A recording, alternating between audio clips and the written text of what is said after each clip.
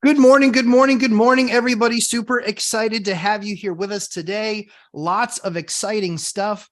You guys see that I was just getting my last, you'd be surprised at how many steps it takes to go live.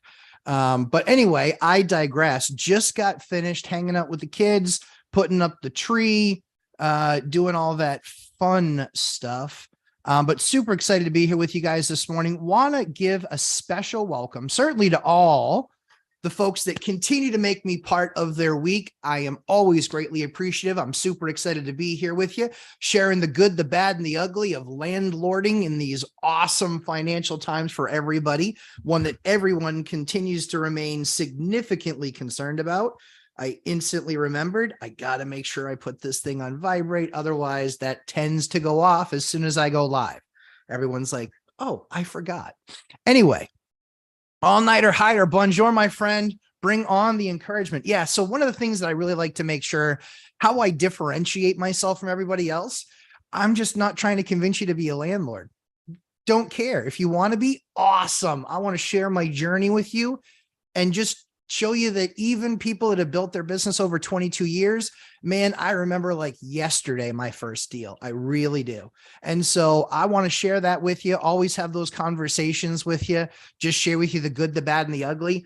It is not easy. It is not easy. It is work, but it's work that will have an unbelievable payoff if you just follow some general tenets going through. So I am the Lumberjack Landlord. Super special welcome to the uneducated economist visitors. Guys, I had so much fun working with Simon. He's such a great guy.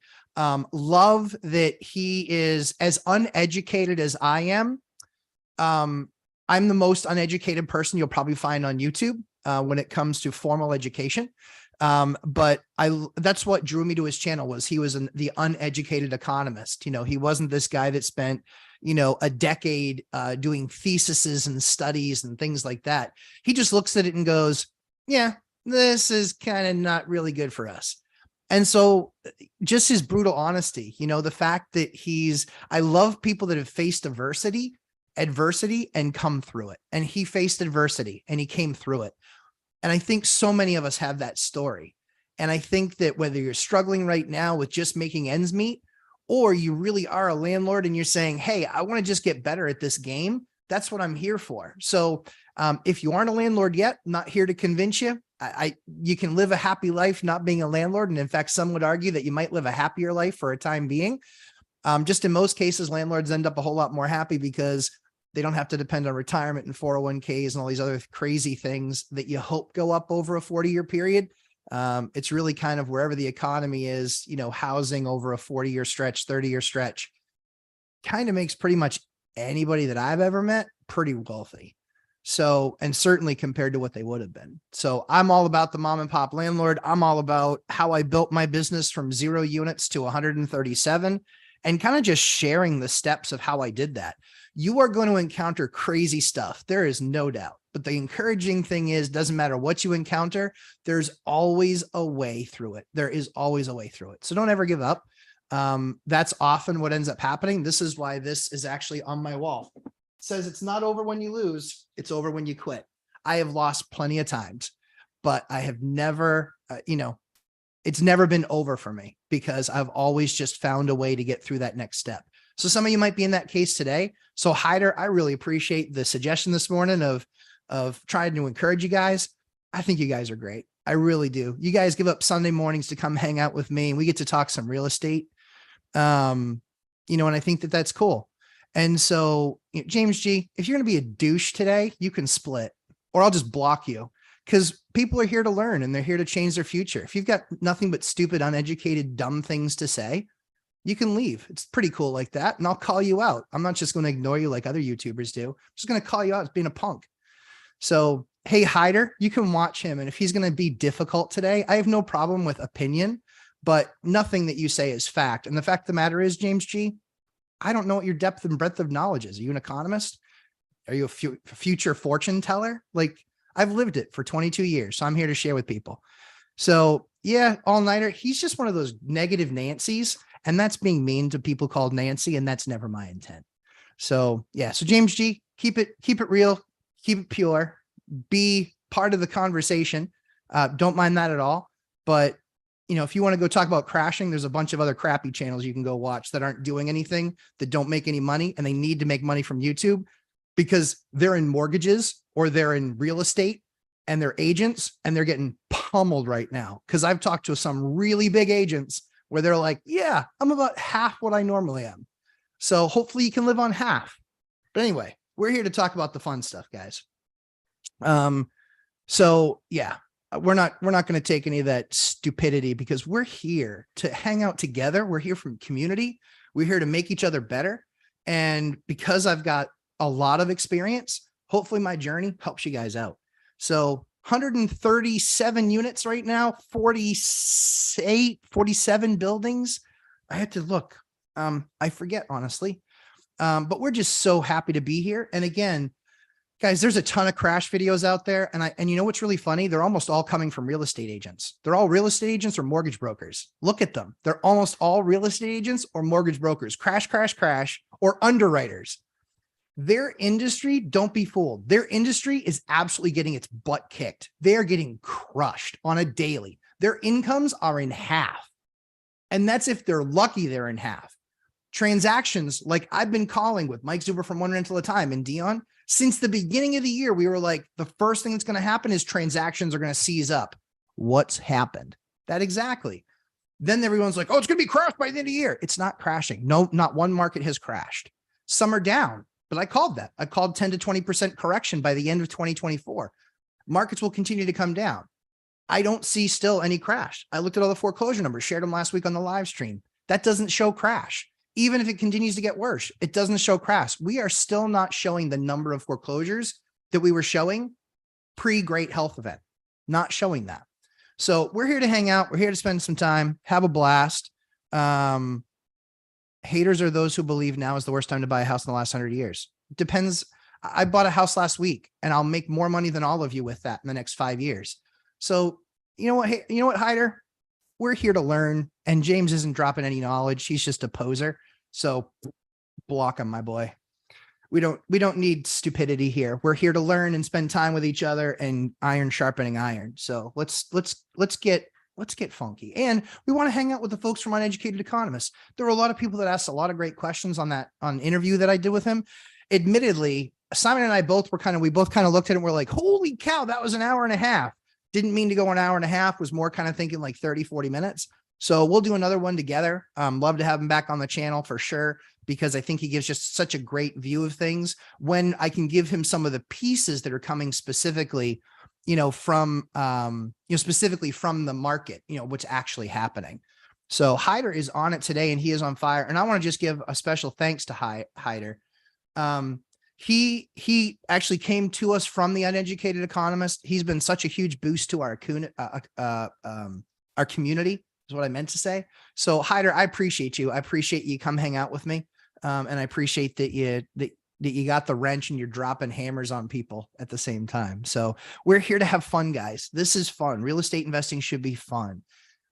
If you want to just be negative about it, listen, there's plenty of places to go be negative. Go be negative. The fact of the matter is we're going to talk about anything that you guys want to talk about. I will actually share a deal today. One that I did. In fact, I would encourage you guys, if you haven't, the way to challenge is with questions, not statements. Yeah, exactly. Janet Santiago, love the Uneducated Economist, you and me both. Actually, I'm going to text Mrs. Lumberjack because I just looked at my deal chart. I actually left upstairs. I'm so silly.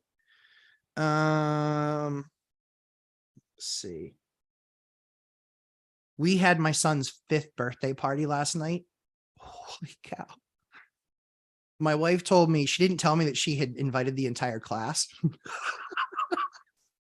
I was like, what? She goes, yeah. And I go, oh, that's 20 kids. And I go, plus parents. I was like, that's like 60 people at our house. She's like, no.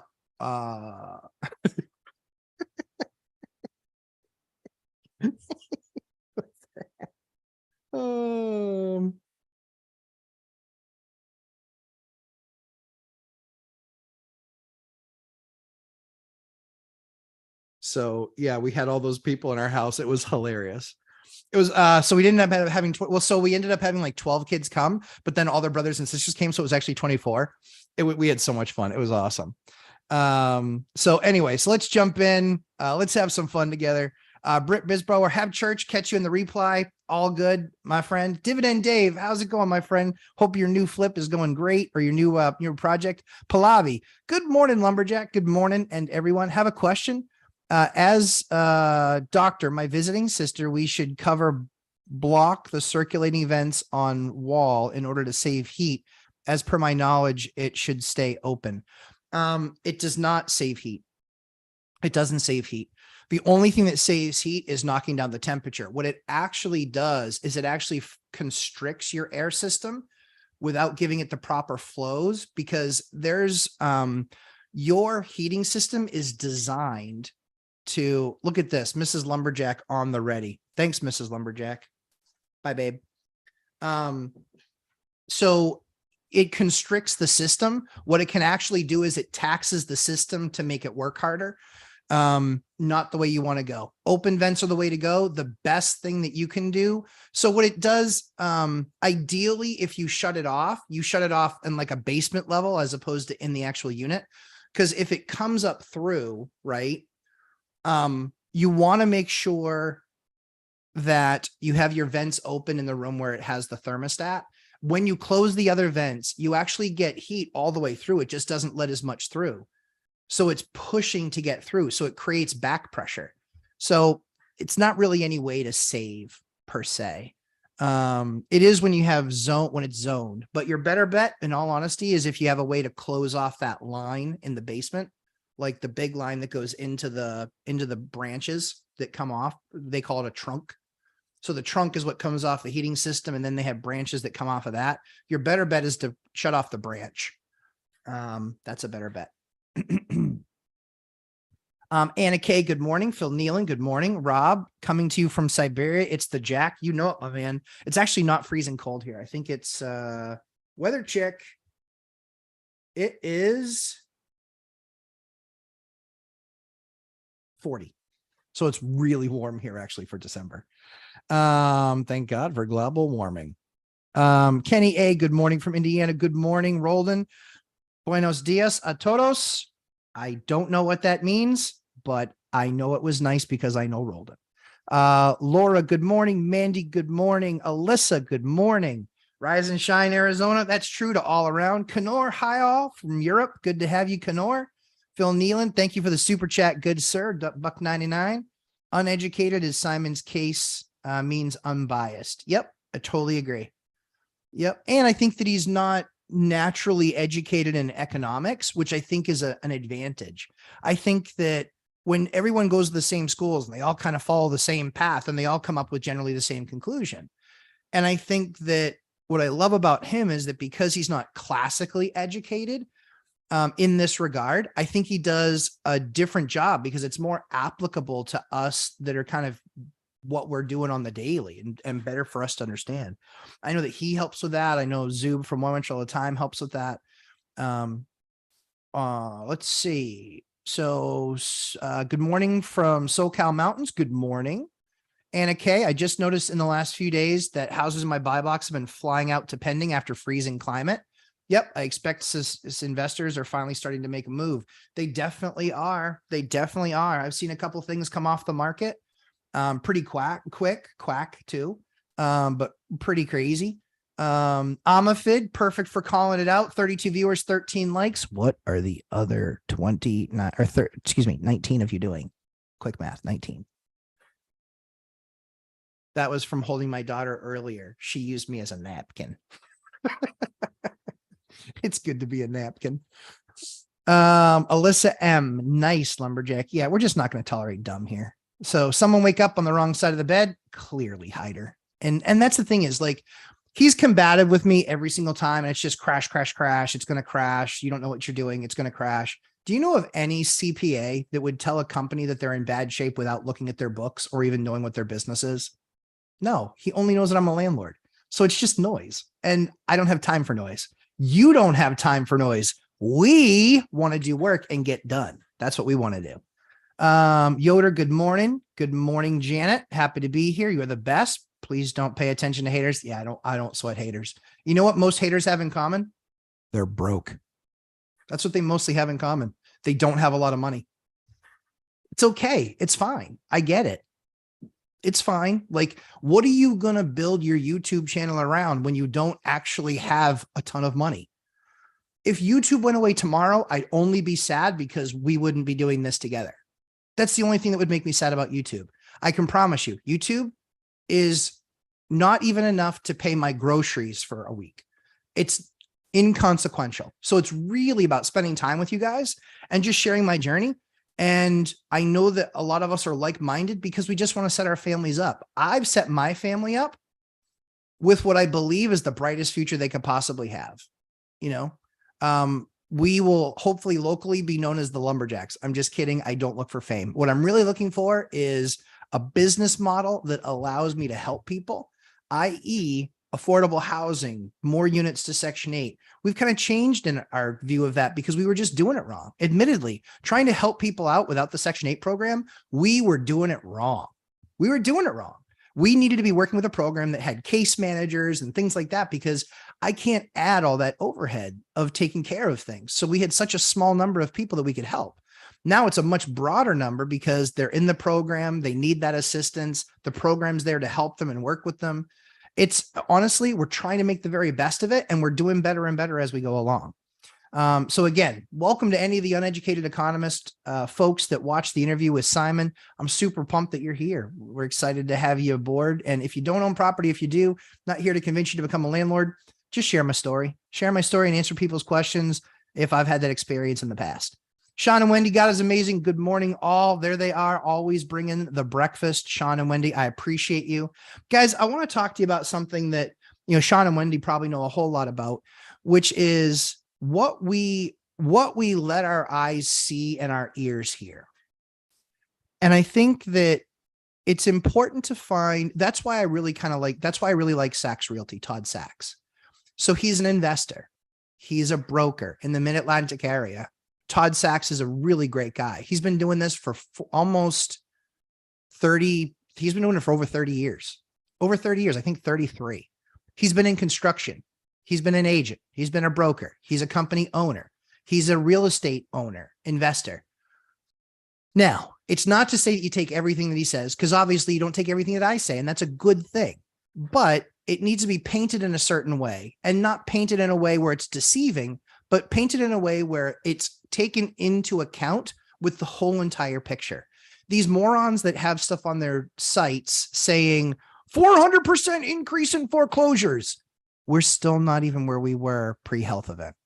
We're not. Those are the numbers. Those are the facts. And it's not about starts. It's about finishes. It's about actual foreclosures. So at the end of the day, I can tell you, and Hyder can attest to this because he buys on the hall, town hall steps. 75% of the houses that go into foreclosure don't finish getting foreclosed on. There's workouts, there's sales, there's all sorts of things.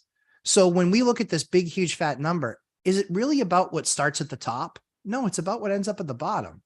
And we are still well off the numbers of foreclosures in those numbers. We are likely a year or two away. That's why the bet that I had with Zuber at one rental at a time was by the end of 2024 that we would see a 10% reduction in price on median home price. That's still what I believe is going to happen. I think we're seeing some markets go down. I've told you the ones with iBuyers in them are going to be hit the hardest. And now everybody's out with a video about how iBuyer markets are going to get crushed. I was saying that back 6 months ago when we were talking about Vegas and when I was talking about Phoenix and certainly the shopping I was doing in Vegas. So anyway, that's for what it's worth. We don't need a highlight reel. Kenor, crash is Wayne. Look at Matt, Dion, Mike making tons of money if it crashes or not. Yeah, so I think that's a good point. So it doesn't matter if it crashes, I just buy more. There's plenty of investors with, I talked to one investor that has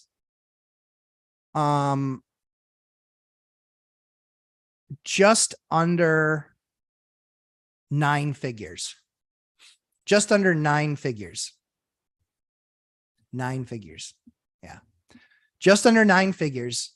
And they're waiting. Now he said, am I looking for a 30 or 40% drop? Nah. He's like, but I'll buy anything at 20% off. I was like, so you think it's going to be 20? He goes, on the stuff that I buy? Yeah, I think. He's like, I think some might even be more, because he's looking at commercial space. Not really a fan of that stuff. I don't really love it. I've got some commercial space. It's all right. I prefer the residential stuff because it's just more that human element, you know, where we know we're helping out a person. So that's what I kind of more enjoy about it. Yeah. And he's in a smaller market. Like it's a market of less than 50,000 people. And he's not the only big investor around. So he's got just under 9 figures. Do you know how much real estate that will buy, even leveraged at 50%? Well, let's say $200 million worth of real estate. Do you know how much $200 million worth of real estate is? That's a ton of real estate, especially in a 50,000 person market. So crash all you want. And I'll just keep on, you know, banking bennies, making racks. All right, we'll get through a few more questions and then I will actually share some numbers with you guys because I know we love numbers. Phil Nealon, the only thing I'm worried about crashing are the seller's expectations while still listing to dream pricing in my area. Yeah, I totally agree with you. Yep. We are here to progress and grow free. That is right, Hyder. That is right. Ashley A, I've worked with very educated doctors that I wouldn't let touch my dog. Experience over degree any day. Ashley A, you are a nurse and you know it, mama. You know it. My wife is a nurse too. I know it. I've been to those parties with doctors. Here's the key. If doctors are investing in something, run the other way. They look at a different metric that's proven to be bad. I don't know what the metric is, but whatever it is, when doctors and dentists start investing, go the other direction. It's true. I've seen it happen. Well put, Ashley. I agree, Hyder. Matthew Paris, howdy. Good morning. I'm a Fed. Bye-bye, James. Bye-bye. The way to challenge is with questions, not statements. That's right, Hyder. Janet Santiago, I love the uneducated economist, as do I. Simon's the man. Angel R, the people wishing for the market to crash don't have the balls nor the capital to take advantage of it. Interesting times indeed. Right, my man? This is all I'm saying. Oh, it's going to crash. It's going to crash. It's going to crash. Listen, give me fundamentals, but the whole picture, not a chart, not a second chart. Guys, it's an entire picture. And there can be something as simple as one thing that's holding up the actual crash out of 9 things that show it should be crashing. Right. And I just feel bad for any of the people watching, you know, stock market channels right now. They're like, the Fed's going to pivot. The Fed's going to pivot. The Fed's going to pivot. It's going to pivot. It's going to pivot now. Has it? No. Will it? Eventually, of course it will. But we don't go from raising at 75 basis points to dropping at 50 basis points. They're not going to move that fast. They're here to kill inflation. And I love what Simon says about it. They're looking for a 2% average, not for it to hit 2%. So over a 10-year period, if it's going to hit 2%, or if it's going to average 2%, guess what happens? If you have to average 2%, it's not hitting 2%. Well, we've been going at a clip of 7, 8, and 9. What does that mean? That means they are looking to destroy demand in everything. They want to destroy demand in everything. Jobs. They want to destroy demand in, the housing market. You name it. They're looking to destroy demand, period. That's what they're looking to do.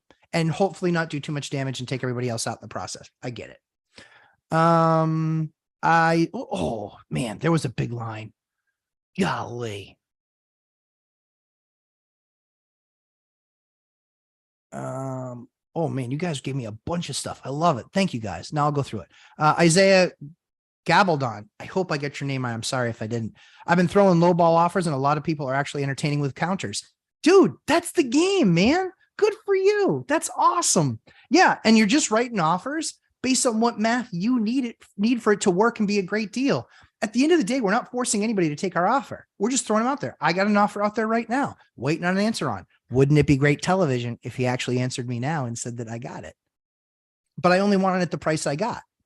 Now, there's some tricks to how you write those offers to make sure that you're not spending more than you have to, and we can certainly cover that. All-nighter. Thanks, Matt. You're welcome, my dude. Appreciate all-nighter Hyder. I wish I had a face to the name. We're going to have, you know what, Hyder? You and me, we're going to do something on my channel. You email me. You know my email. You email me and I want us to do something this week. I want to introduce you to everybody because I appreciate you. Good morning, Lumberjack Landlord. As an 8th grade uneducated landlord and a superintendent of a multi-million-dollar projects, I am here to learn. I learned so much from the three amigos. The Yoder, man, you're my people. Like, I get it. Conventional school wasn't for us. I get it. We figured it out. Our pursuit of knowledge remains, right? We're always here to learn. That's why I love watching Simon, right? Every single time I watch Simon, I learn something, and I learned something that I didn't understand. Another kind of like the old puzzle key, right? Kind of fits in. It's like, interesting. Okay. Yeah. He was the one. He said it last night in his live stream where he's like, a lot of people made a lot of money off of his kind of predictions about the lumber market. I sort of made a lot of money. I more saved a lot of money because I was just like, I can wait and do that project later. So we put off doing a bunch of decks. We had 3 decks that we had to do. We put them off because I'm like, I'm going to just Simon on this one. And then worst cases, I don't have enough money to do super chats with him anymore.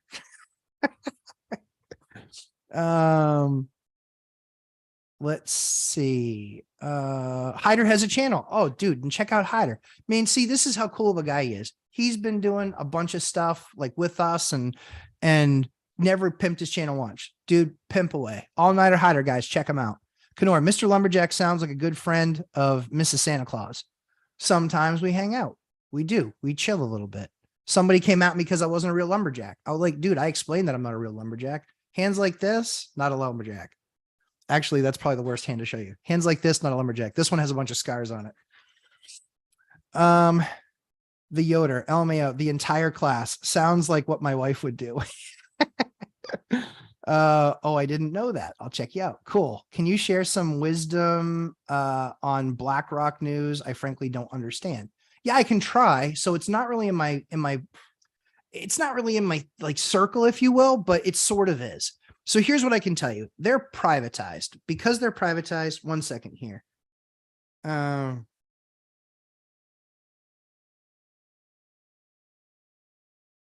Say hi to Tom, everybody. I'm live streaming. I'm kidding. Don't do that because that's a bunch more comments. I mean, you can if you want. Live streaming. Go away.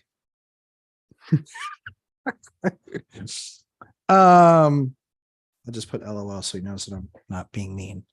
So here's basically what it is. It's a fund. So these large firms on Wall Street, they'll say, hey, we're going to do a fund and we're going to invest it in real estate. They go to all their accredited investors, which basically means I think it's you have more than $1 million in net worth, or you make more than 200 or 250,000 bucks in a year. You can get and become an accredited investor with that organization. When you become that accredited investor, then they basically say, hey, here's what we're going to invest in. And here's how much we're going to put into it. And here's what we expect the return to be. When you're a fund, you can basically tell people, we're not letting you pull any more money out. You can do that. That's because you're running the fund. If a bunch of people withdraw money out of it, it makes the fund unstable, i.e., maybe your vacancy rate goes through the roof. Maybe you have a transaction that you're trying to do, and typically it shows what your cash position is. And then if you're doing a cash position, maybe you're buying the deal in cash. Maybe you're buying it with some sort of finance debt. The key is what you never want is too much money to be pulled out of those funds, because it lessens your ability to operate, right? They have operation costs, i.e. the fund is making money, but they're probably buying, they're probably going under contract to say, maybe they're buying 500 houses, maybe buying 1,000 houses from a big developer that's already worked out a deal with them and saying, hey, we'll work on really ultra thin margins. We'll work on 5% instead of 22%. And so Wall Street looks at it and goes, hey, we're basically bridging and we're getting that 17%. So I am an accredited investor. I have not done any deals with any of them yet because, quite frankly, I'm a complete control freak. I rather take the money myself and invest it myself because I know what my return is, but I can also pivot. And I'm never going to tell myself you can't pull the money out. Like I can just say, yeah, we're going to pull it. We're not going to do that. By the way, guys, I really appreciate the super chats. Robert Farinelli, thank you so much for the super chat. I appreciate the super chats a lot. The reason that we do is not because I need the money, but much more because it tells the YouTube algorithm, hey, this guy's talking about stuff that people care about. And they're saying that they care about it so much They're willing to spend money to get their question answered. That's what it basically tells the YouTube algorithm. So it kind of like goes and gives it a backhand, the algorithm that is, and says, hey, pay attention over here. This guy's talking about cool stuff that people care about. All-nighter hider. I write better comments than I make videos. Dude, I get that. Promise you, get that. Yostena Tadros. Thanks for coming, Yostena. I really appreciate. I think it's Yostena. Again, I'm horrible with names. My apologies. 9th grade dropout. I didn't really cover anything in language. I have a question. Why are we seeing prices reduction in every home in 3 different county, including where I live? So it could be a number of things. It could be wish pricing is what we've mainly seen. People like, oh, well, if it sold 6 months ago for this, my house is worth another 10% on top of that, because that's how fast it moved before. The other thing is that now when you have a hot market, what you do, or what a lot of agents' strategy is let's say it's $100,000. Let's say it's a $500,000 house. That's more reasonable. If it's a $500,000 house, they say, hey, the market's on fire. Let's put it at 525. What's the worst that we can get? No. Or we put it at 525 and then somebody offers us 510, 515. Well, we only wanted 500 to begin with. So we just go, yep, sure. We take it. We take the 520 or the 515 as an example. The thing that happens is it's the exact opposite that happens in a cold market. In a cold market, somebody will be like, you know what? Prices are dropping. Prices are adjusting. Now, not realized price, but advertised price. Like I have a house that I'm continue to watch. It's in Vegas. It's had 4 price reductions and it's still 30% more expensive than it was when it sold a year and a half, almost 2 years ago.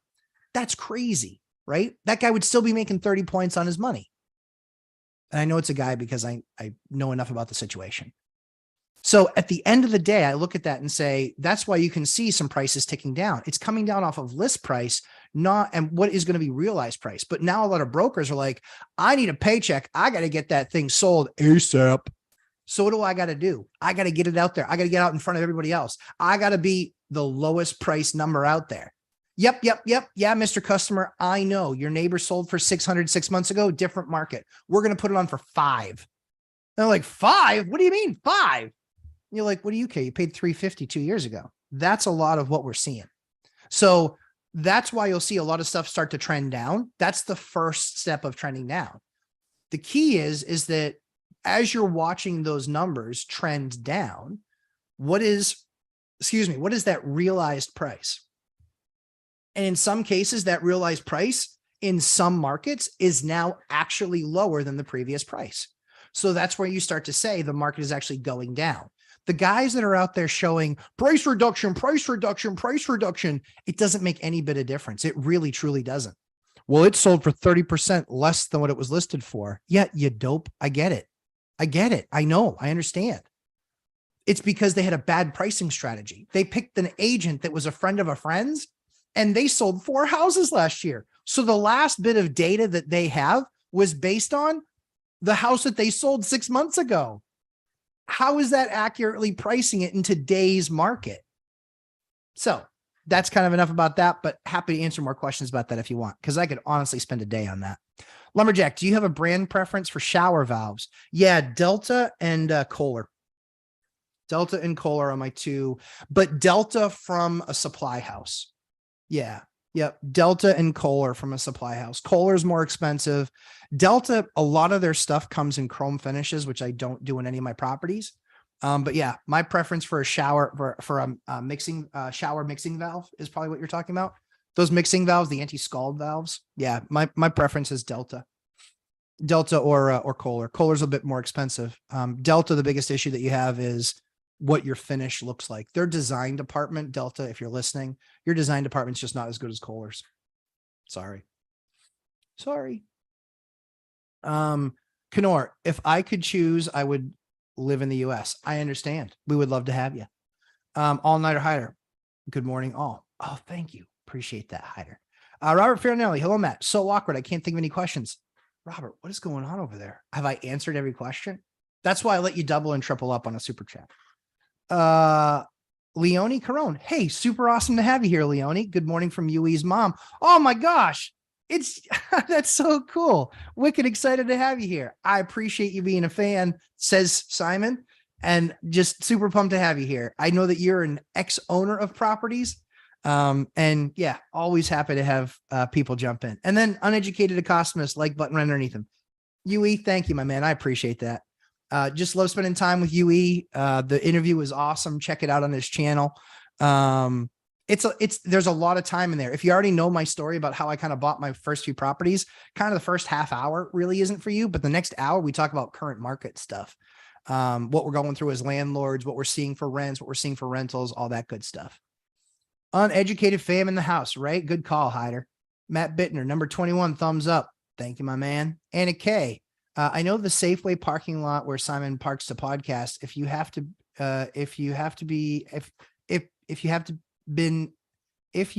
been, thank you, to Astoria, I trust anyone would podcast day and might be a good guy. Living below means like us. Yes, guys, Millennial Mike can attest to it. He made a comment about the heat in my vehicle, and he's like, man, that's hot. And I was like, you better bring some of that warmth with you, because the heat only works sometimes. He didn't believe me. He's like, dude, it's cold in here. I go, I told you the heat only works sometimes. He goes, dude, you got to get that fixed. It's awesome. Oh, Robert Fillinelli, do you have to thank, I do have to thank you for referring me to Sean. That guy sounded like a rock star, 300 plus evictions a year. That's insane. Dude, he's the man. I'm so glad you connected with him. I beg him to come to where I am, but it's about an hour away from where he is. And so carrying a caseload here is really hard. He is phenomenal. He is a great guy, a super hard worker. And we're not cheering about the 300 evictions. You should hear the stories that he has of what these people are doing to small mom and pop landlords. They have no problem blowing up their spot. No problem. And so Sean's just like, listen, we're not going to play that way. We're going to play fair. And so Sean is a great, great attorney at keeping it level. And that's why he's just phenomenal. Because again, the 300 evictions a year is not the point. It's the point that the people that he's getting out are people that are doing damage. They're people that are bothering all of the other tenants. Like the stories that we've heard from him, obviously he can't share names and places, but the number of stories from him are spectacular. And that's why it's just like with anything else. I wanted to go with a guy who's seen it all, done it all, and he has. It's really awesome. Success is a Jerneal. I like that, Jerneal. Very cool. Good morning, Jerneal.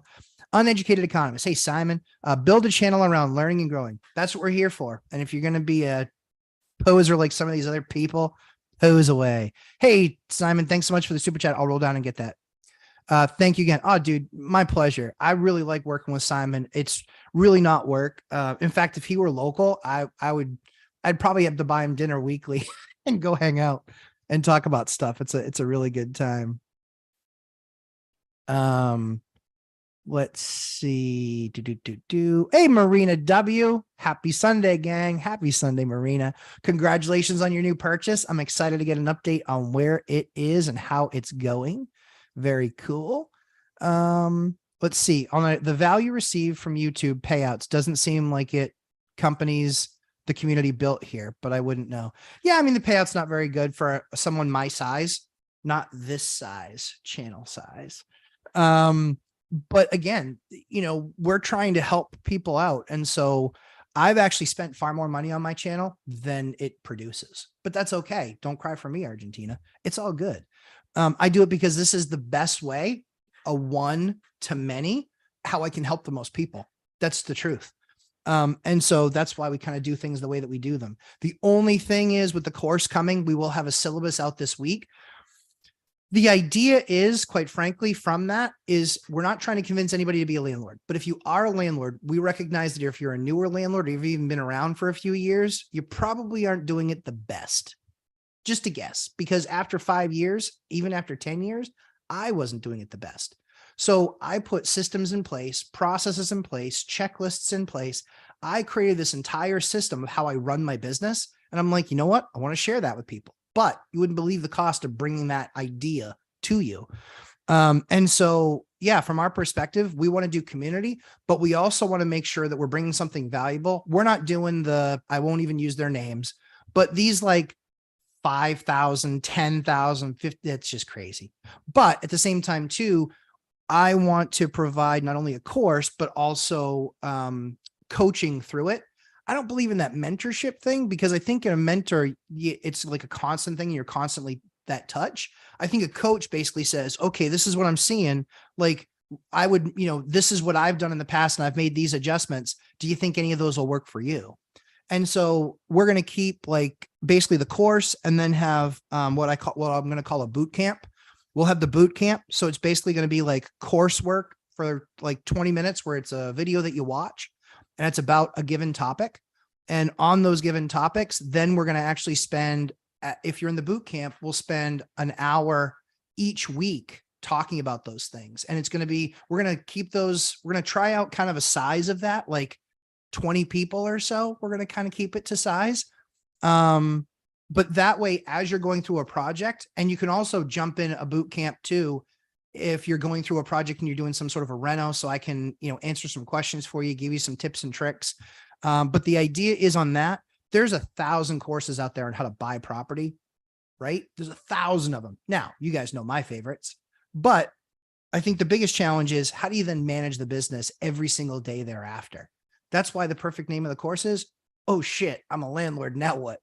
Because that's how I felt the first day I closed on my property when I wasn't actually living in it. I was like, I've only done these if I've lived in them before. This is a bit different. Well, I guess I better get going. So there's going to be a lot of that stuff in there, but we're going to do a video around the syllabus and talk to you guys through that. And then the cool thing is that for those people that are in the boot camp, if they have a suggestion on like, hey, we'd really like to know about this topic, then kind of we'll continue to add to that. And obviously you guys will continue to have access to that stuff.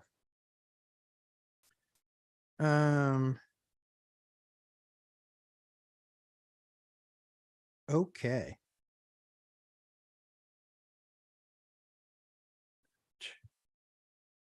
That was a tenant request. Hold on one second. Just want to send off to Mrs. Lumberjack because I know she's out. Oh.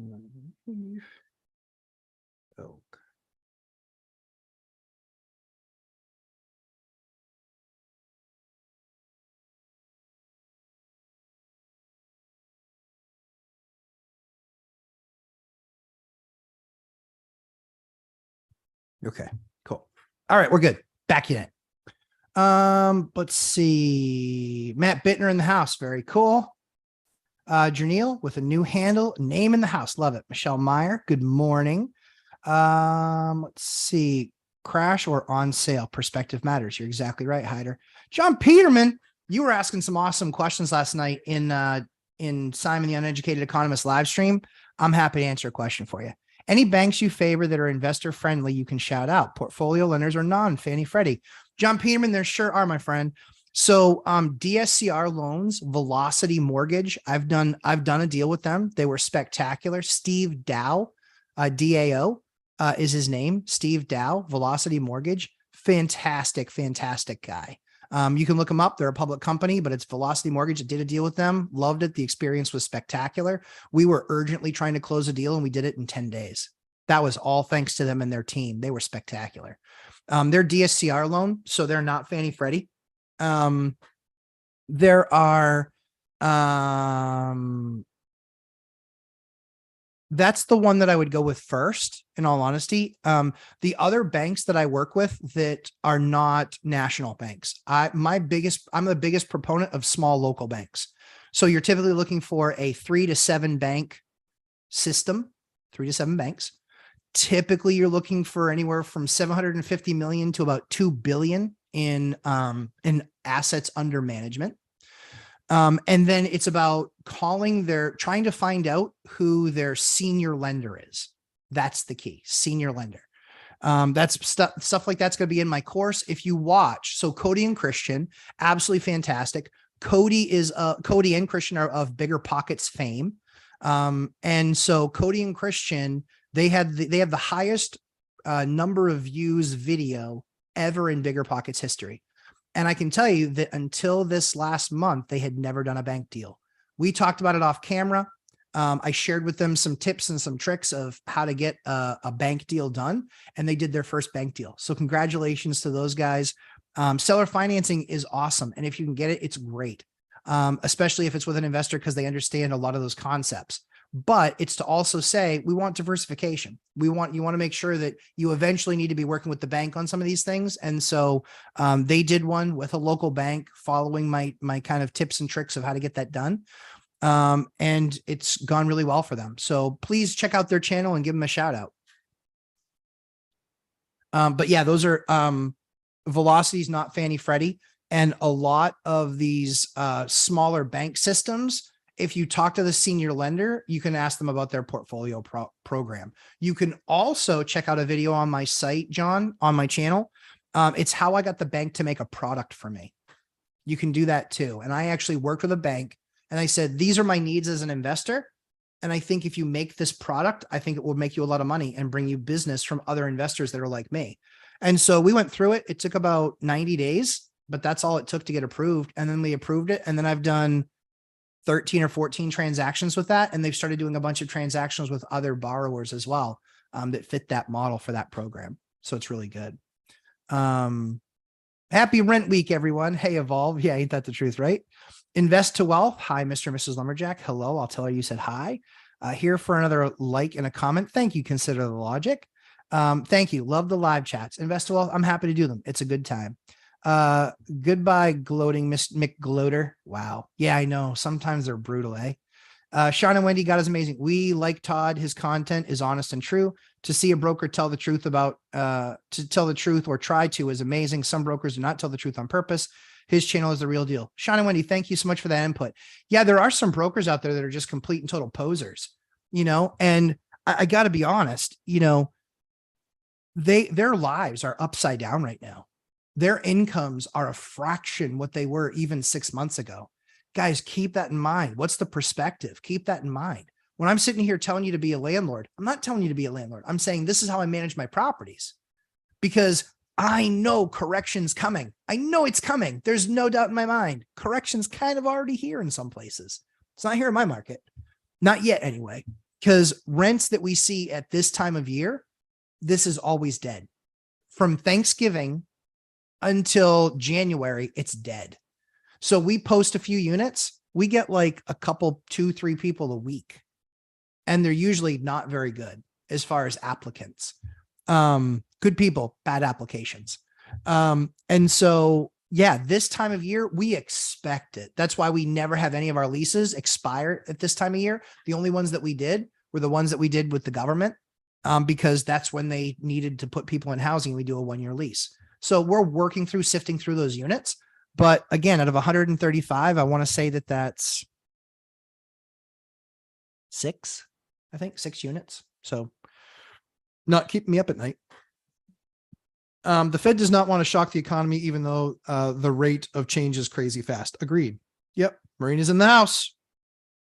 Robert Fairnelly, scratch that. I got a question. Okay. So somehow, even though she has no money, my tenant could afford a lawyer. He called me last week and said she wanted to temp weekly lease until she gets an elderly care home, which was supposedly next in line. Sean recommended that depending on how much she wants to pay and how long, if we could come to a deal, I have a clear end date. That's exactly right. States the agreement ends and she must vacate. Any other advice for the workout like this? Sean's advice is flawless. The way that you do it, and this is something that we did with some of our folks that we wanted to work out on. They're like, we're going to find another, we need to find another place. I said, completely fine. So let's agree to this. We'll agree. So we would go through the process where we'd get them in court. But we would come to an agreement that day in court, and you can actually do an agreement and then submit it to the court. That way you don't even have to attend if the court will then ratify that, basically that agreement. So the agreement that we did was we agreed on a certain amount, which was, I think, like $250 a week, maybe $250, $300 a week. I think it was $300 a week, something like that. But it was $250 to $300 a week. We agreed to that for 6 weeks. And we said, you have to pay it every single Friday. If you don't, on Monday, we will file a non-compliance report with the court. Obviously, if you get the non-compliance report with the court, guess what happens? Then they grant us the eviction, or they grant us what's called a writ of possession. That writ of possession that we get, we then can take to the sheriff's office And within 72, 96 hours, or they actually will then serve that. And they'll basically tell the tenant, you have 10 minutes, get a bag of stuff. And then you have 7 days, the next 7 days to come back and get your stuff. That's never the goal for us. So just pay what we agreed to, but we took less than what the actual weekly rent was. If you average it out over a 4-week period for a month, we took less because we wanted her to be able to put some money aside to be able to move to the next place.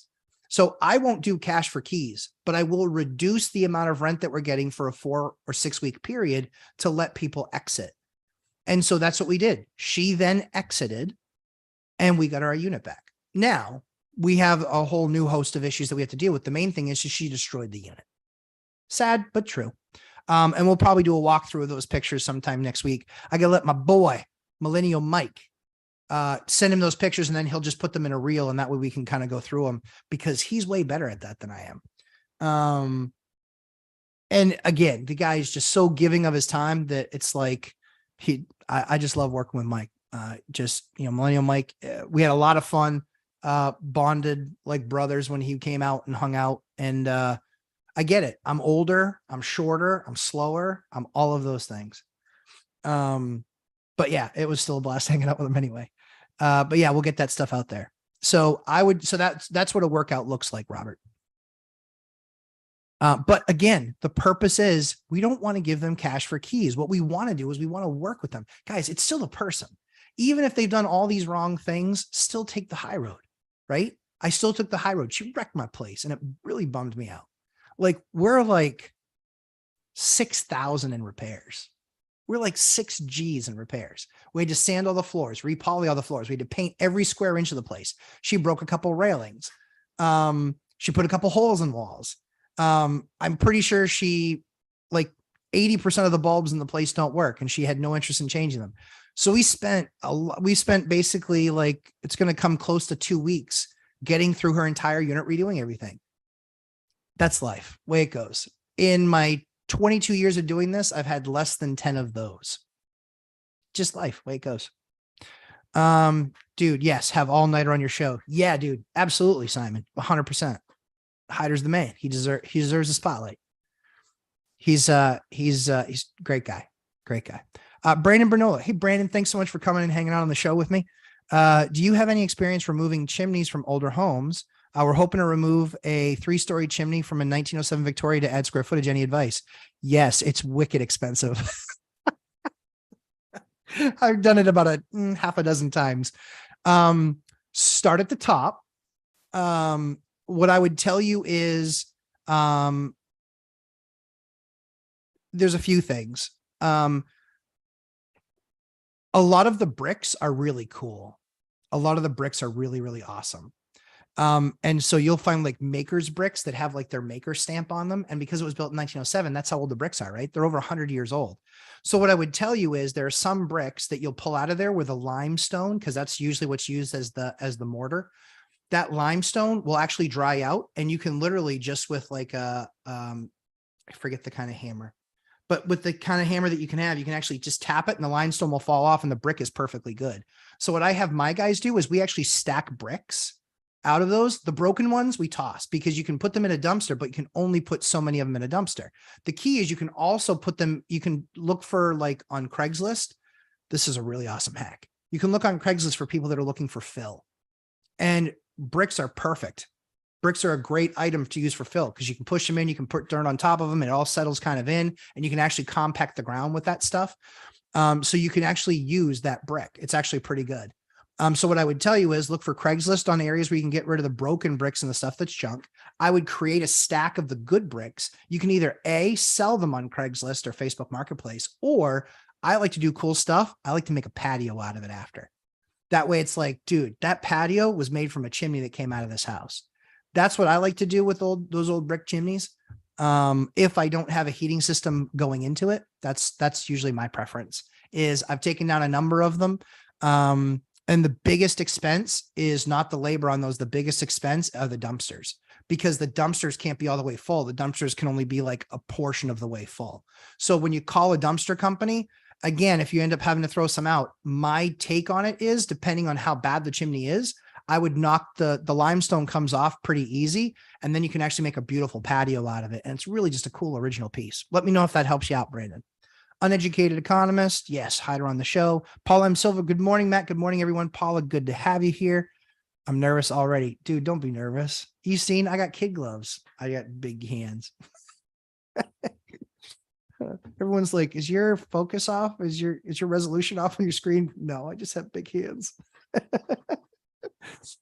That's why my buddy calls them mitts. I'm like, shut up.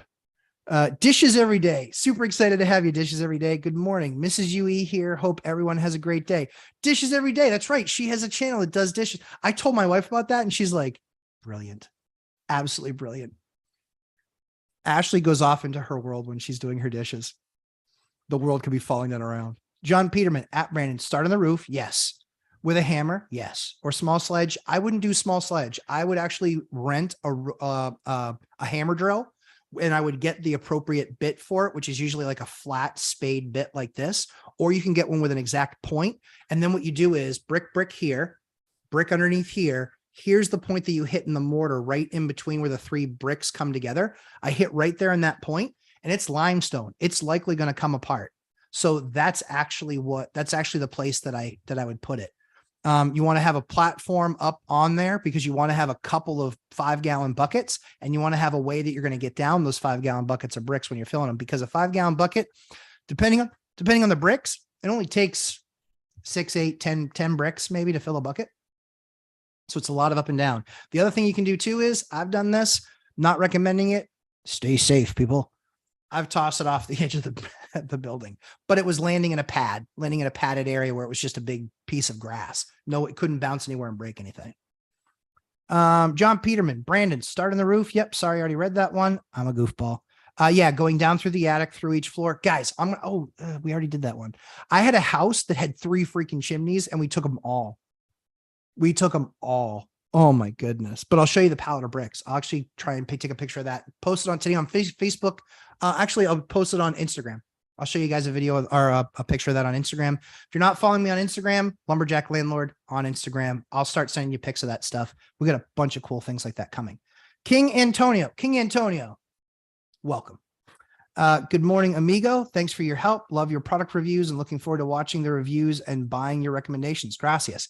You are very welcome. King Antonio, thank you for mentioning Lumberjack Landlord. I do product reviews, but the rule is I do not talk about anything that I don't actually use. I don't like the channels out there that are like, oh, I'm going to give you the review of this product. Great. How much have you used it? Well, about that. No. How long have you used it for? The stuff that we buy, we've actually been using. We've used it for years. And we're like, this has been our experience with the product, because there's some products out there that suck. That's why when you guys say, hey, what about this product? I can tell you, don't do it. Glacier Bay. Most of Glacier Bay's products are really, really cheap. And almost all of them we replace within a few years. And since it costs just as much to put a Glacier Bay in as it does a Kohler, there you go. And it doesn't necessarily have to be Kohler either. It could be Delta. We've also done some Pfister, Pfisters. We've done some of those as well. My left hand has all the scars from putting the tool that my right hand is holding into my left. Yeah.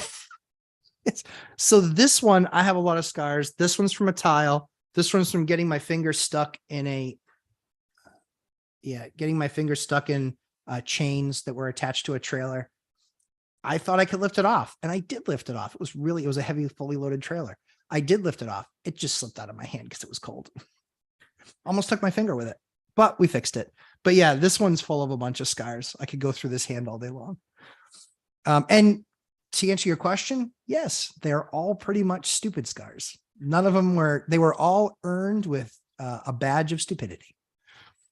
All-nighter hider. Nope. Tom Ford. What's up, Lumber? Love you, big guy. Hey, Tom. Good to see you, buddy. Good to see you. Tom is a big part of the channel's success.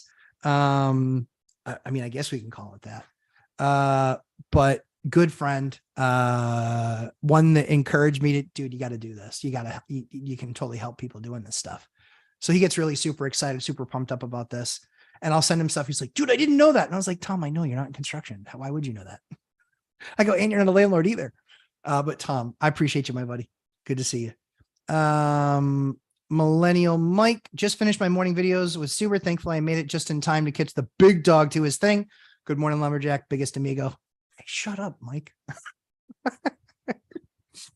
Because when you say biggest amigo, we all know what that means, because Zuber's channel and Dion's channel are bigger than mine. So we all know what that means.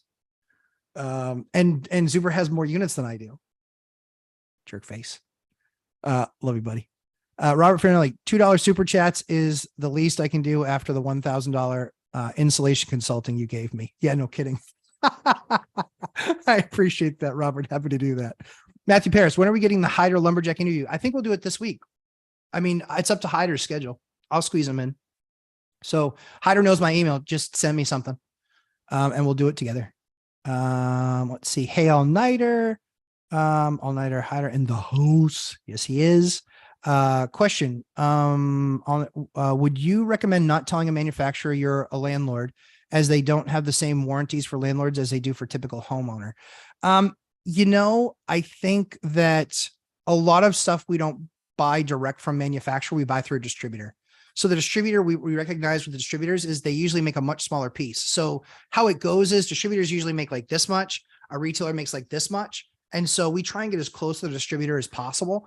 There's a couple places are on deals that I'm working, where I'm working directly with the vendor.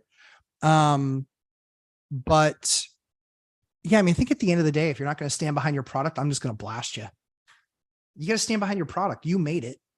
Like, what the heck, So, you just got to do the right thing. That's the way I look at it is, and we had one, we had a really high end on-demand hot water system. That system was about $8,000, almost $10,000. That system was almost 10 grand. And after 3 years, it just started misperforming and not performing well and becoming not reliable. And so we worked it with our installer. We worked it with the wholesaler and then with the vendor, and respect to the vendor. They came through. I had to pay for the install, which was about 16 or 1800 bucks. But they came through with the unit. That's respect. In fact, I think that was Takashi.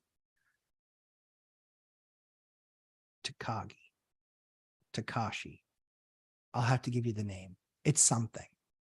But I'm a big diehard fan. So it wasn't, I know that it wasn't Nakatomi Village, or Nakatomi Plaza.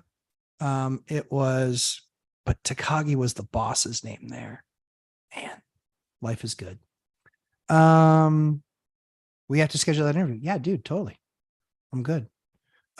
If you need a question to answer, what should you do? Matt is bust out the course syllabus and read the topic headings so people can see what will be covered. Yeah. I'm going to do a video about it this week, Mike. So bossy. Jeez. Dapper D. Hey, Dapper D. Hi, Lumberjack. Do you invest in the greater Boston area? I don't. And the reason that I don't is I had the choice to pick between Massachusetts, New Hampshire, and Maine. And Mass and Maine, really prohibitive tax structures from an income perspective. That's why they call it Taxachusetts. And very difficult from a tenant landlord rules perspective. New Hampshire was the most reasonable. They kind of say, hey, pay. And if you don't pay, you kind of got to leave. And so much better experience in working those processes through New Hampshire courts based on the other landlords that I talk to. So I don't do the Boston area, although the numbers there can be quite gaudy, very high. But I don't know about returns. Like, I don't know about any of that stuff, other than I have friends that will flip multifamilies down there, like 3-unit multifamilies. And they will buy something for $600,000, gut it, put $1 million, $1.5 million into it. And then they'll sell each of the 3 units for like $1.2 million. But that's like a 2-year process. And that's also when rates were much different. I don't know what they are now. All right. Super chat. I'm going to roll and see my super chat here real quick. Dude, you guys are awesome. Brandon, thank you, my man. I appreciate you. Thanks for all the great advice. What would you do if a heating source is being vented out the chimney? Any workarounds? Lastly, yep. What have you paid in the past? So this is what I was talking about. If you're trying to eliminate that chimney, you're going to have to go to something that is either called a direct vent system, or you're going to have to go out the sill. The sill is the perimeter of the house. You're going to have to go out the sill and actually bring a chimney, a metal chimney. They call them metal bestos, but it's basically a twin walled lined chimney, which is extremely expensive. Do the checking on this. You're going to bring this thing out, go all the way to the roof, and you actually have to clear the peak. So those metal bestos things, those come, I think the longest they come is either 4 or 6 foot sections, and they can be $100 a foot, $100 a foot in some cases. So before you rip that chimney down, make sure you know that your chimney, if it can go direct vent outside, most newer systems can be direct vented. If it's not something that can be direct vented, again, talk to code enforcement, talk to a couple of plumbing companies or chimney companies, and basically just have that conversation with them of, I need to get this thing vented. When you do, in fact, have to get that thing vented, that's awesome. That's awesome. That's awesome. I love it. Appreciate you guys. Simon, you're the best. I appreciate you. So when you do that, when you actually get that thing outside the wall, if you got to go metal bestos all the way to the top, I'm just telling you, get that pricing before, because then you have this ugly metal thing on the outside of your house, kind of detracts in the value. If you're in a historic or a heritage district, this can crush you. They won't allow it. So make sure if it's an old Victorian in a heritage or historical area that you've already asked that question. The other thing that you might be able to do, depending on what area it's also in, is when you actually do that stack and you do that metal asbestos chimney, when you actually do that, you can then enclose that. Just make sure you know what the rules are. But a lot of guys will put that on a new home where they're not doing a direct vent system. They'll do that and then they'll have the siding match the house. But dude, cha-ching, everything I'm saying, you should be hearing dollar signs going off in your ear because it gets expensive. You could literally spend between taking down the old chimney, which might be 3 floors tall, with getting a metal asbestos chimney installed, then designing around it to make it match the rest of the house. You could be looking at a $12,000 project. It can be really 12 to 15 if you're all in on that stuff. Yeah. If you're all in on that stuff for sure.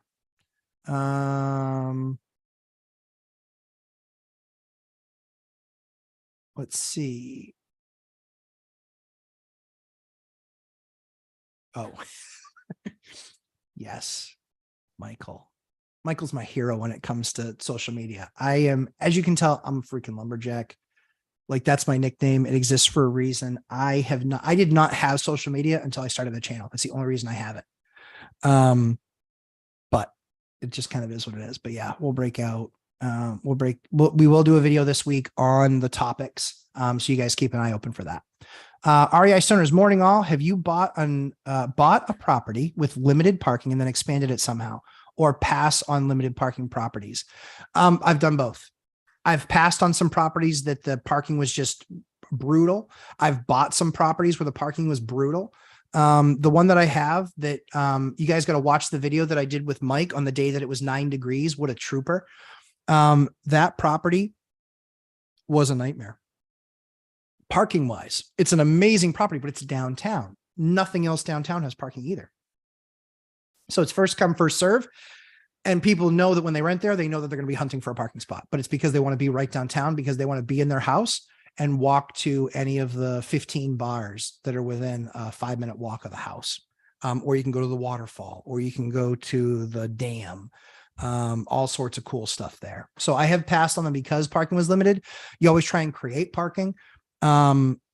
But recognize when you do your rent box, you need to be looking at other properties that also have the same challenge in parking, because that's going to give you a better representation. That's what we call the amenities. When you're scoring your properties for your rent box, you're going to look at those amenities and you're going to say, you know what, I need to reduce that number because that house is 1,700, but it has plenty of parking. This one, I'm going to get $1,500 for because I don't have parking.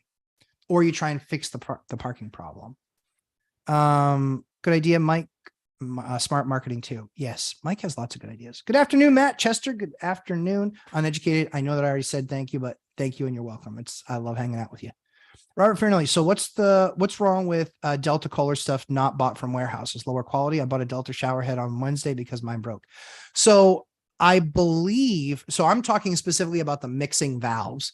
I believe in some of the, and I don't know if this is the case for all models, but I believe, I don't remember the brand that we kind of pulled apart one time, but one of them had plastic pieces. The other one had all brass. Brass is going to last forever. Plastic is not. In those places, the heating and the expanding, the contraction, those plastic pieces can sometimes give up the ghost. Christopher Leroy. I use Moen PosiTemp shower valve. They stand by their product. That's a great endorsement. Moen's been pretty good too. Yep. Moen's been pretty good too. We don't see designs all right with that stuff, but yeah, my preference is still Kohler and Delta. Chester, welcome. Good. Yeah. Uneducated economist. Uneducated economist is such a good dude. Happy to have him here. If you're still here and reading this, thank you for interviewing Matt. Brought tremendous value to your audience and me. Thanks, Mike. I appreciate that. Invest to wealth. Looking forward to your class. Me too. It's been a long road, and it's like, I don't want to fire hose anybody, but I kind of try to condense it down to like 10 or 12 videos that really meant the most to me building my business, that saved me the most money. As we get into it and people have ideas and say, I'd really like to know more about this or more about this, then we'll continue to expand the course and make that stuff available to folks. Let's see. I like Moen, but admittedly, Matt has more experience in longevity department. I just install things. Yeah, Hyder. I think Moen's done pretty well. I think that for us, one of the things that I teach people is brand. So when you find a good brand, I stick with it. And I stick with it because I want to be able to call down on them and say, I have an issue, and I bought $20,000 of your product last year. You know, admittedly, set yourself up for success. If you're only dollar shopping, right? And you're like, hey, I can save $50 on this faucet. How many faucets are you buying? If you're buying 100, we've got something to talk about. If you're buying 3, we really don't, because you want to be able to call on that brand. And I save that stuff. I literally will reach out to a brand, or I'll reach out to a distributor and say, I've bought $35,000 worth of this product in the last 5 years. I want this fixed. I expect something replaced, because there's no reason that this should fail in 5 years if it's something that shouldn't fail in 5 years.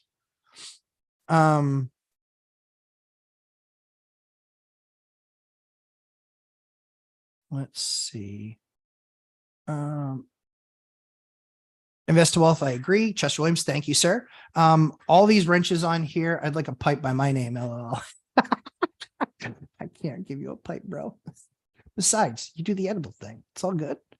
Sean and Wendy, God is amazing. Matt, you try to make sure your tenants get their security deposits back. I do. Yeah, we say thank you because we believe most landlords have no intentions of giving that money back.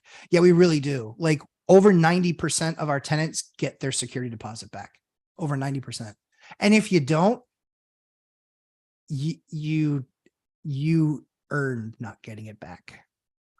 Hyder, Plavi Patel, could old houses, maybe 87, have same water pipe for garden and kitchen?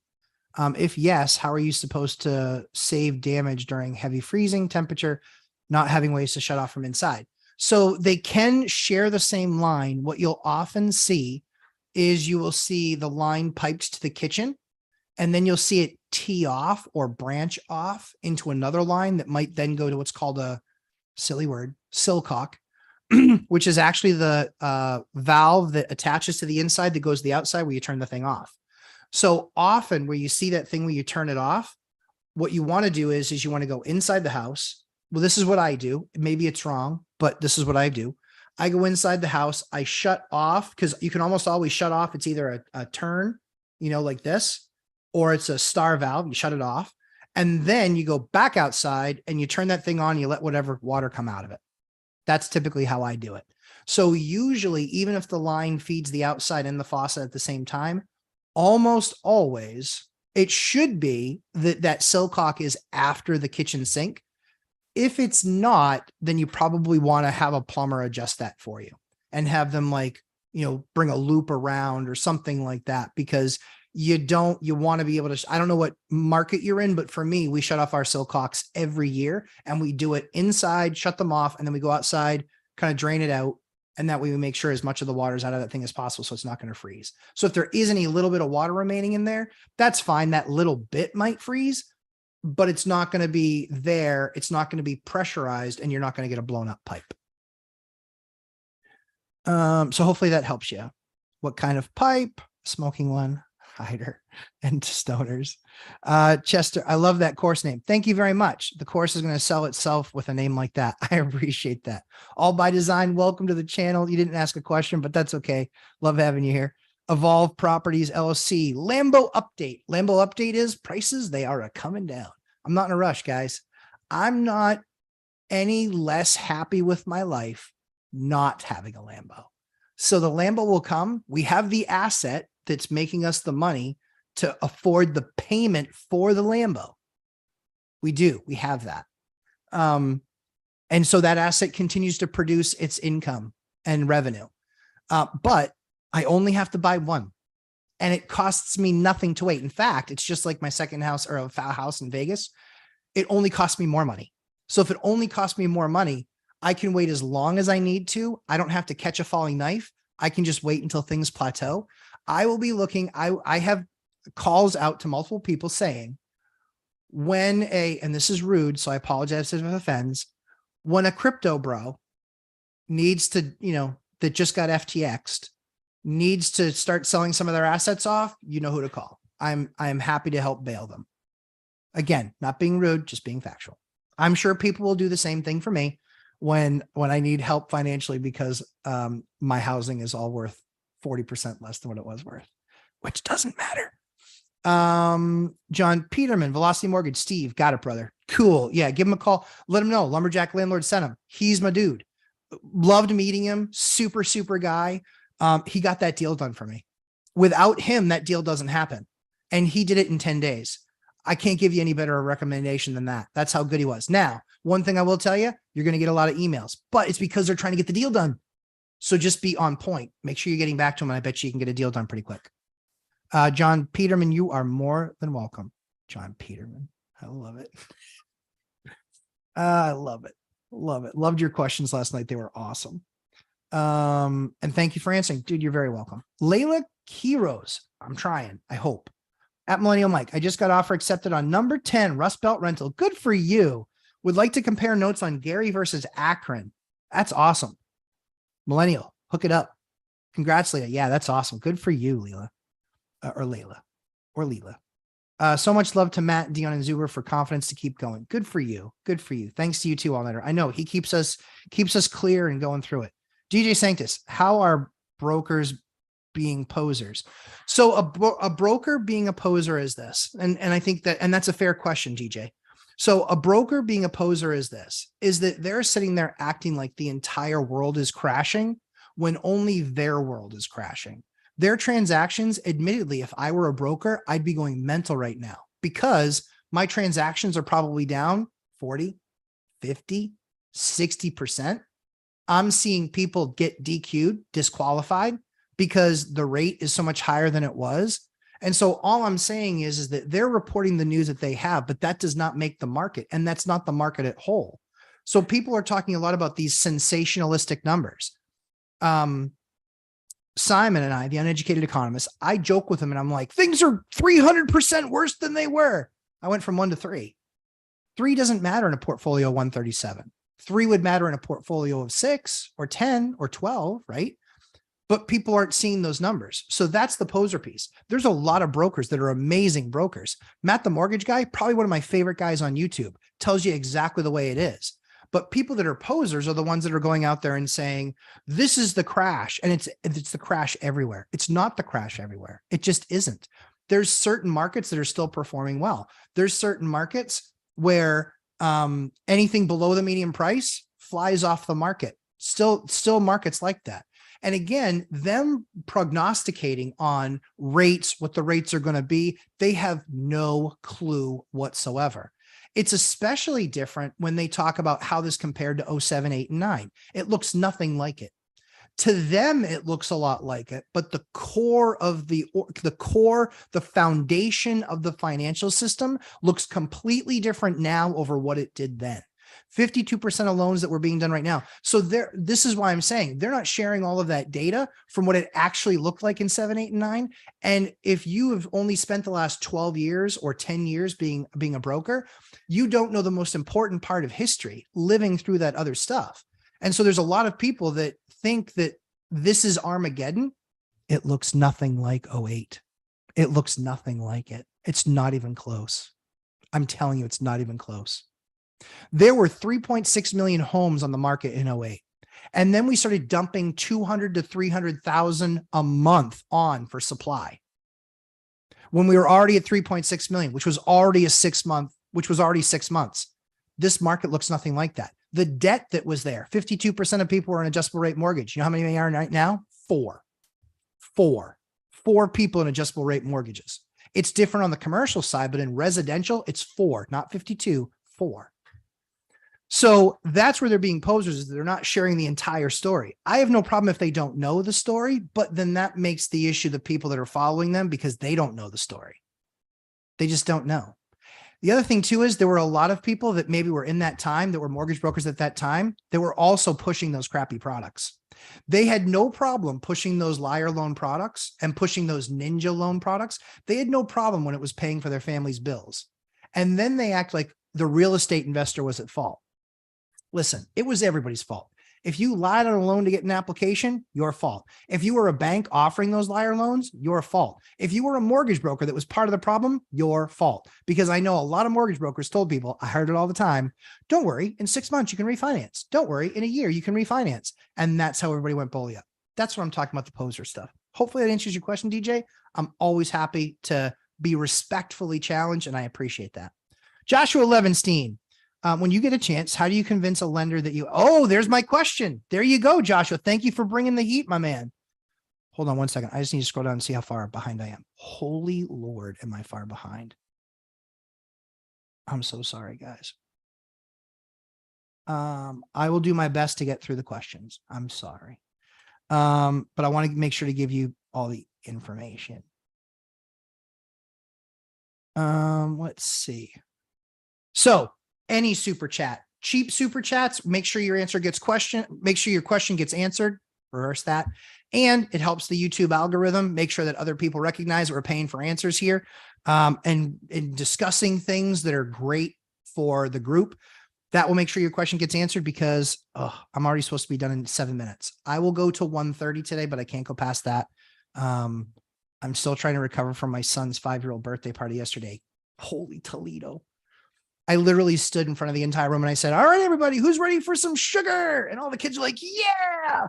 And the parents are like, oh, and I'm like, don't worry, we're going to give you twice as much as you were expecting. And then you have to go home. So all of the parents started laughing until the meltdown started happening about 90 minutes later. It was so much fun.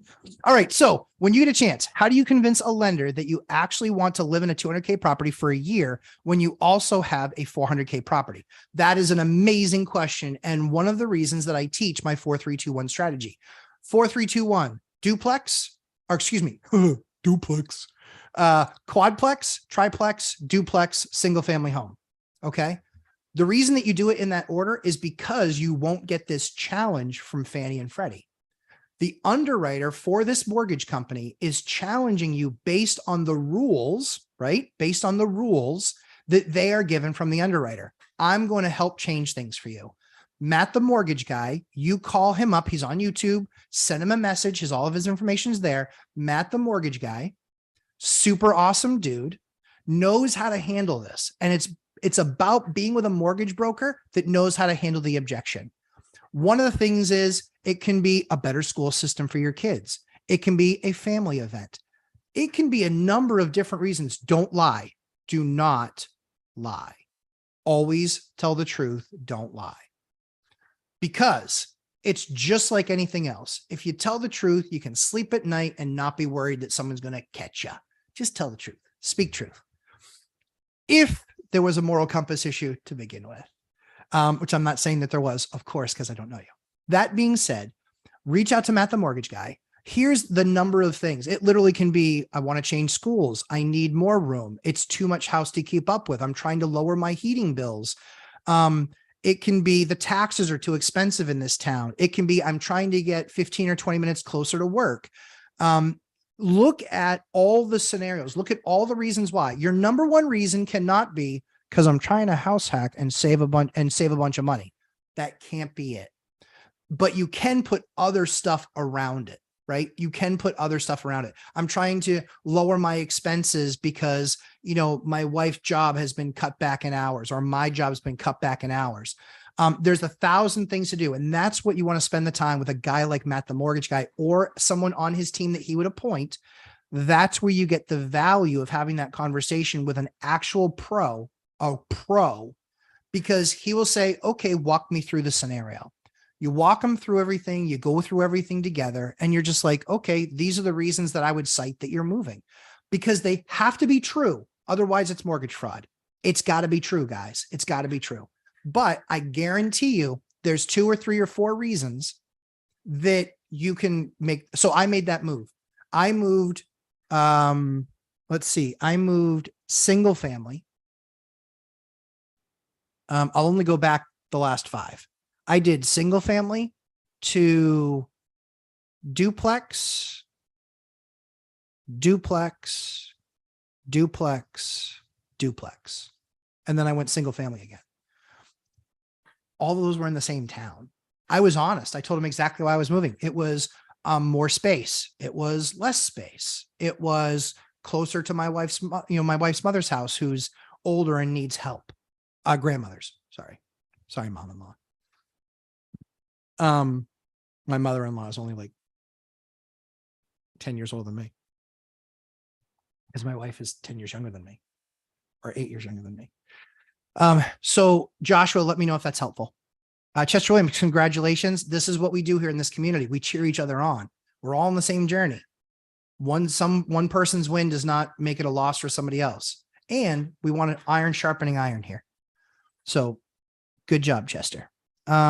Sean or Wendy, when are we able to join the course, or when will the course be ready, and how do we sign up? That's a great question. We are going to do that. Admittedly, guys, I'm still working on the number. It's going to be expensive. It just is, because of all of how we want to build it and how we built it and how we're putting it together.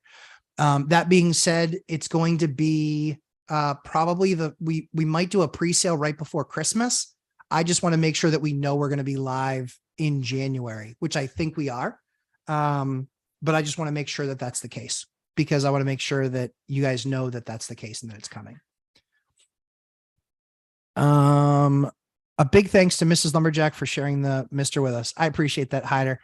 Yeah, sometimes like last week, she goes, "What the heck?" Sorry, babe. Sorry. I was like, I looked down, I didn't realize what time it was. Would probably ask current unofficial duplex renters to sign a lease to qualify for the new property. They currently month to month. Josh Levinstein.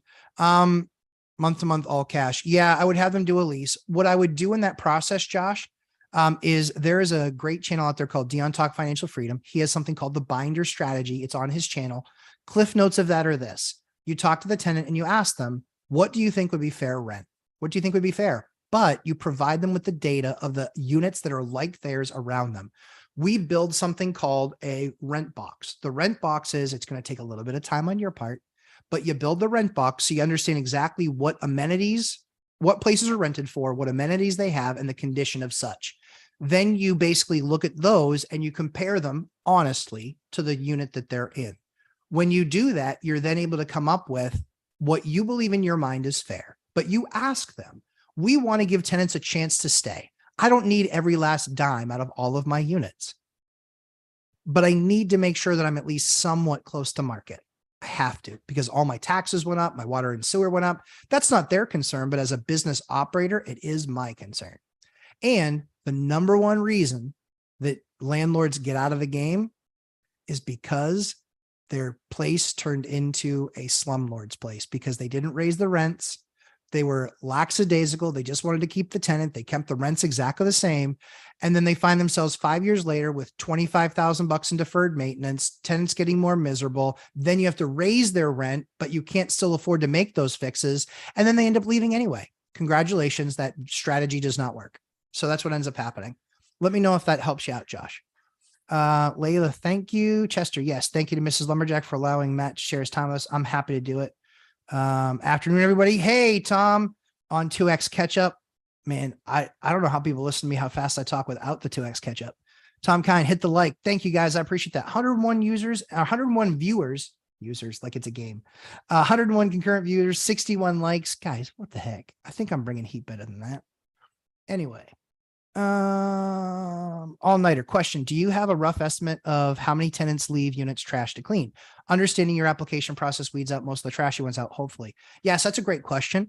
So in 22 years, I have over 4,000 tenant years. The way that we count that is we have a 4-bedroom, but it's all adults. That's 4 tenant years.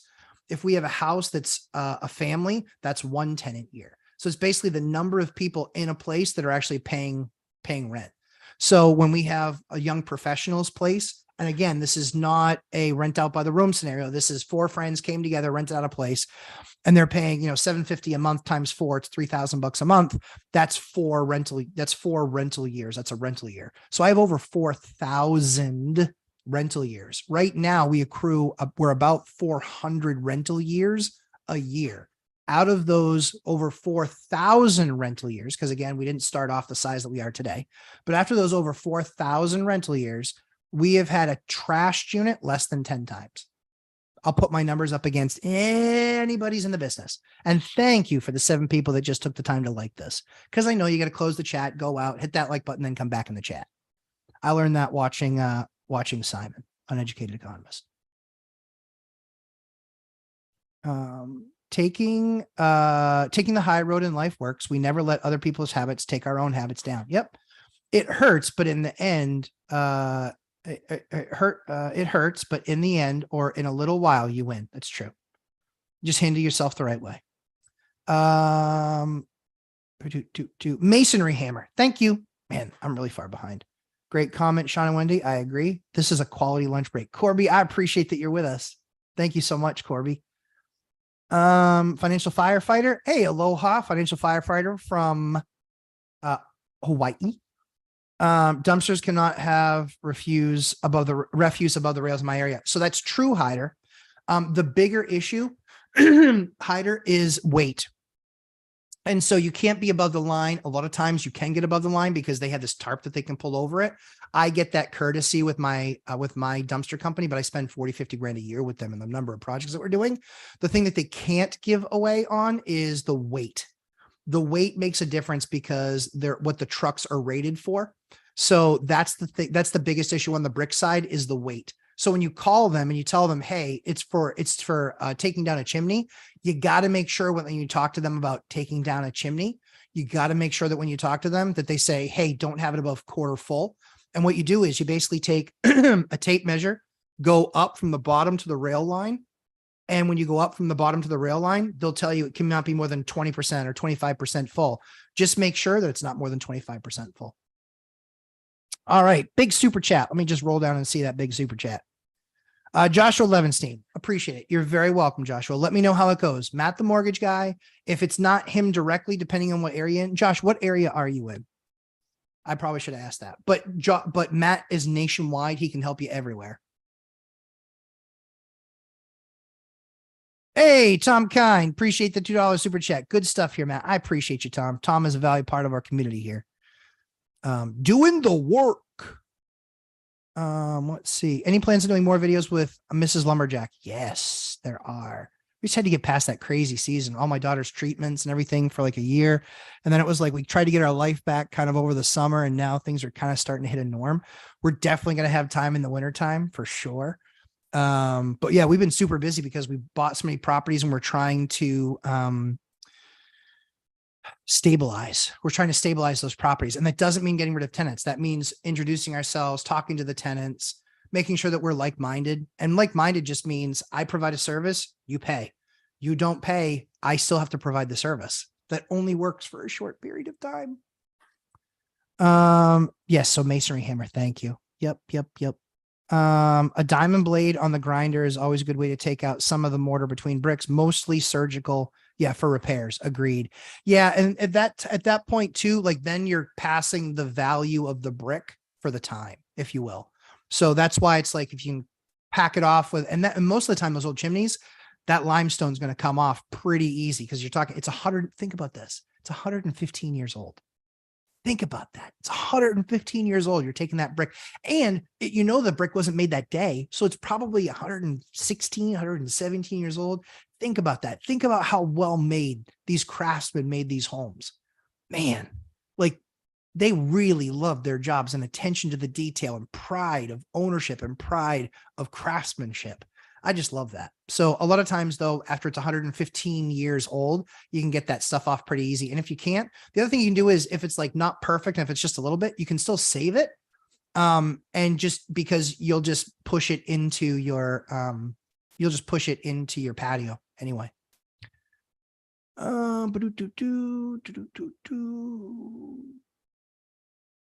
Robert Farinelli, good to know that. Yep. Pfister is okay to use, brand that sell nickel 3-handle shower set. Yep. Any plans? Oh, I already answered that. Good answer. And I don't like the lie of omission. Yeah. Honesty is the best policy. Just tell them the truth. Steven, truck or SUV for self-managing rentals? Oh, Steven, great question.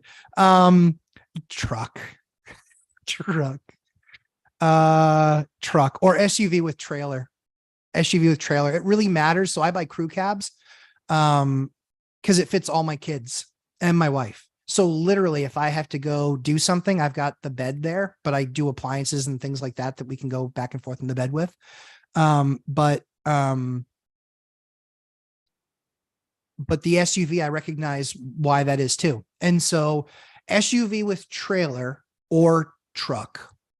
Truck is the easiest. And then depending on what you're doing for self-management, you can have we have 2 or 3 go bags. So we have these go bags where it's like, if it's a plumbing thing and we can't get a hold of our plumber, it's a go bag. If it's usually only a plumber. If it's a heat issue, boom, we have a heat bag, where it's like, okay, we can go get this done with our heat bag. So yeah, truck. So I drive a 2001 GMC, 2500 HD crew cab truck. That's my truck. And then I have my 04 Yukon hoopty that Mike can attest to the heat only working sometimes. Millennial Mike, I laugh that it's called Taxachusetts because isn't Boston Harbor where we threw all the tea? Yeah, into the harbor because we were pissed off about taxation without representation. Yeah, how far we've fallen. It's so true. Millennial Mike, consent is a hell of a drug. Yeah, no kidding. Robert Farinelli, Millennial Mike, even better. The mayor of Boston is pushing real hard for rent control. Yeah, she is. She's going to lose that big time. Because if that happens, holy cow, Farinelli, the guys of you that are in New Hampshire, buckle up, buttercups. It's going to get real crazy here real fast because people will run from the cities and they will come here like they did during the Great Health Event. That's what made this kind of crazy. Did Dia retire from the comment section as well? I think Dion's actually busy being retired today. So I think it's kind of cool. Yeah, I don't know what he's doing today. Guys, appreciate the likes. Thanks for pumping this so it picks up the YouTube algorithm.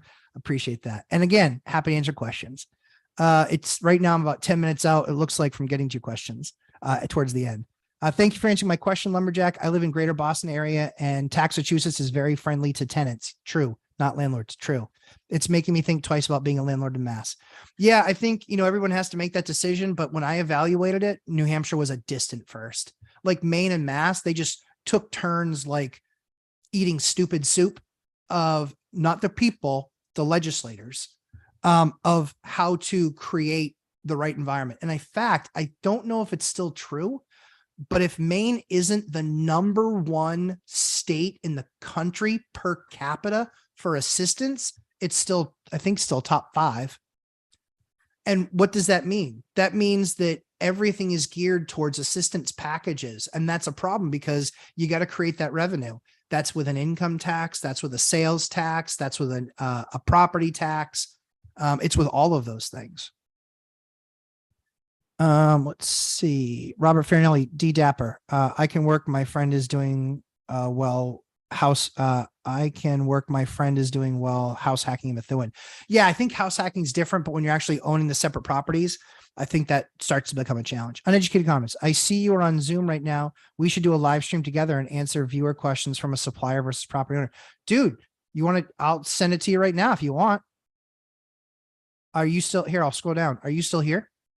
If you're still here, I'll throw you on and can send it to you right now. If you're still on, my man. Dude, that would be awesome. That'd be so much fun. If not, we'll just schedule one. I'm waiting for you to reply. But if I see you pop up, and Steven, you're very welcome for the answer. Hardwood Bear, when getting started in real estate, do you think it's necessary to leverage debt? I think it's not necessary.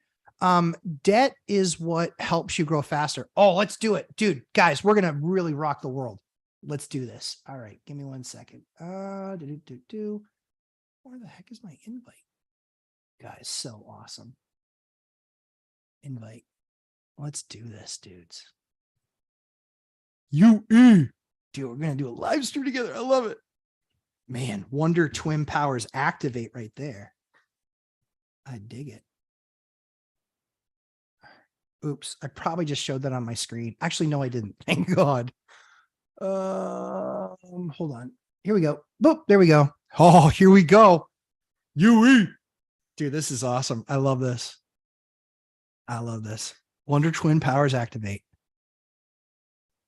Sean and Wendy, if you have two final tenants, the same credit, good history, the same, is your gut the final judge? Can you give me an example, please? Yeah. So I think it's if they're created equal, yeah, it is. Oh, dude.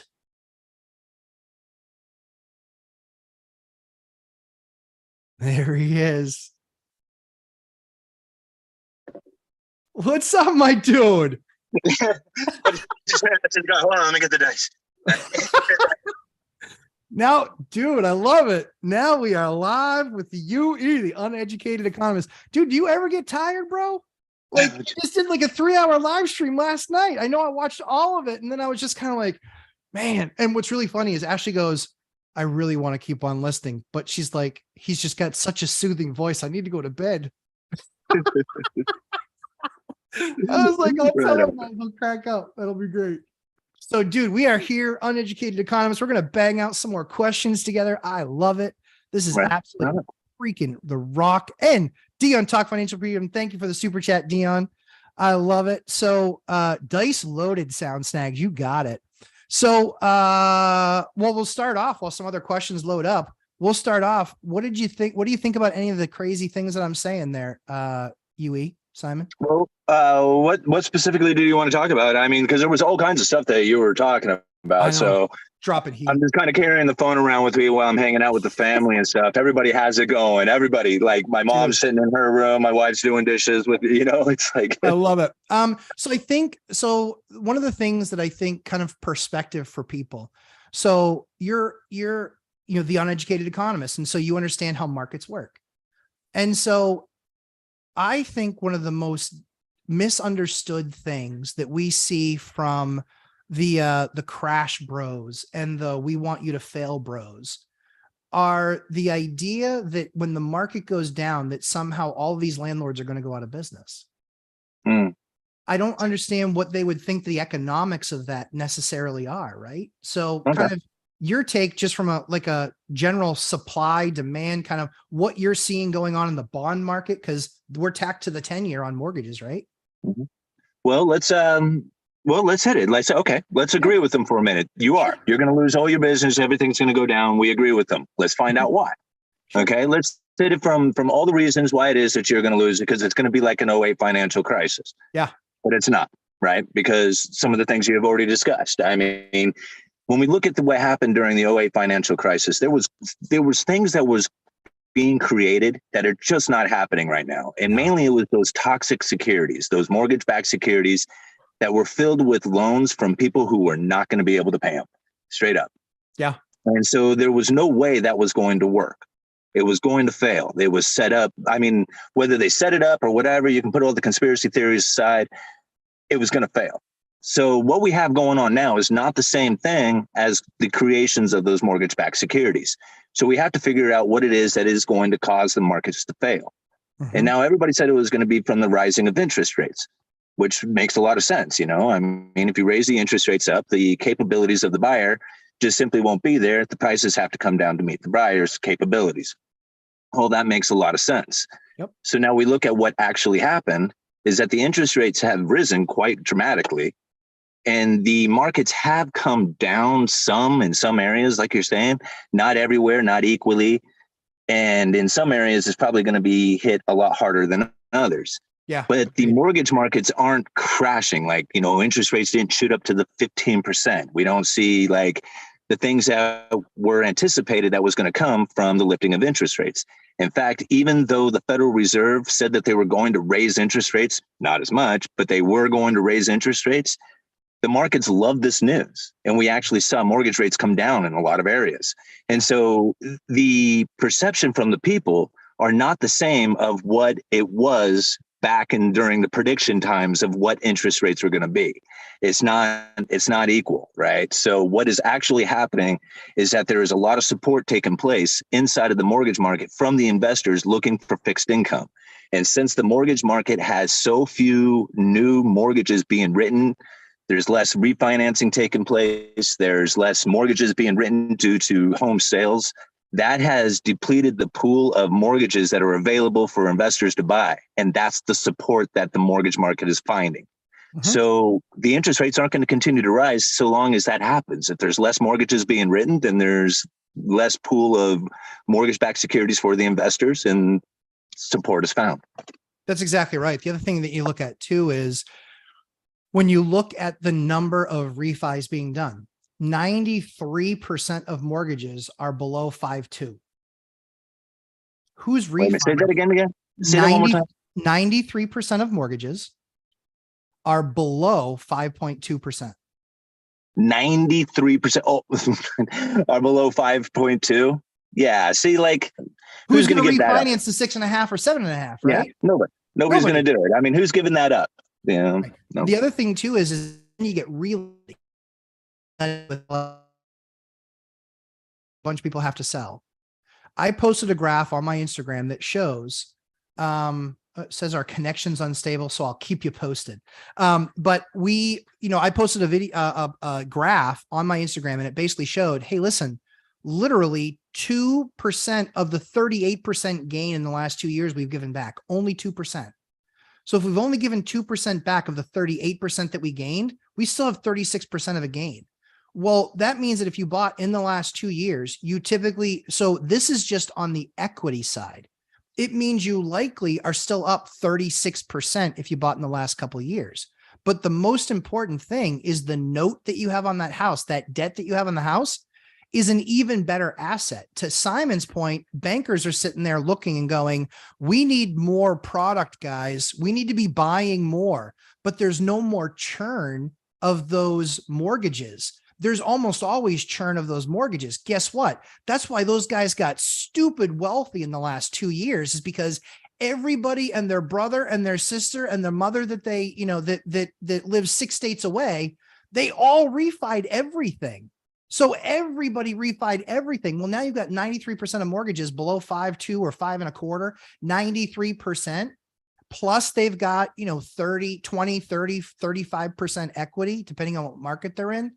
There's no reason for those people to trade out of that debt asset, the payment for the normal Joe who's living in their home. There's no reason for them to get out of that payment.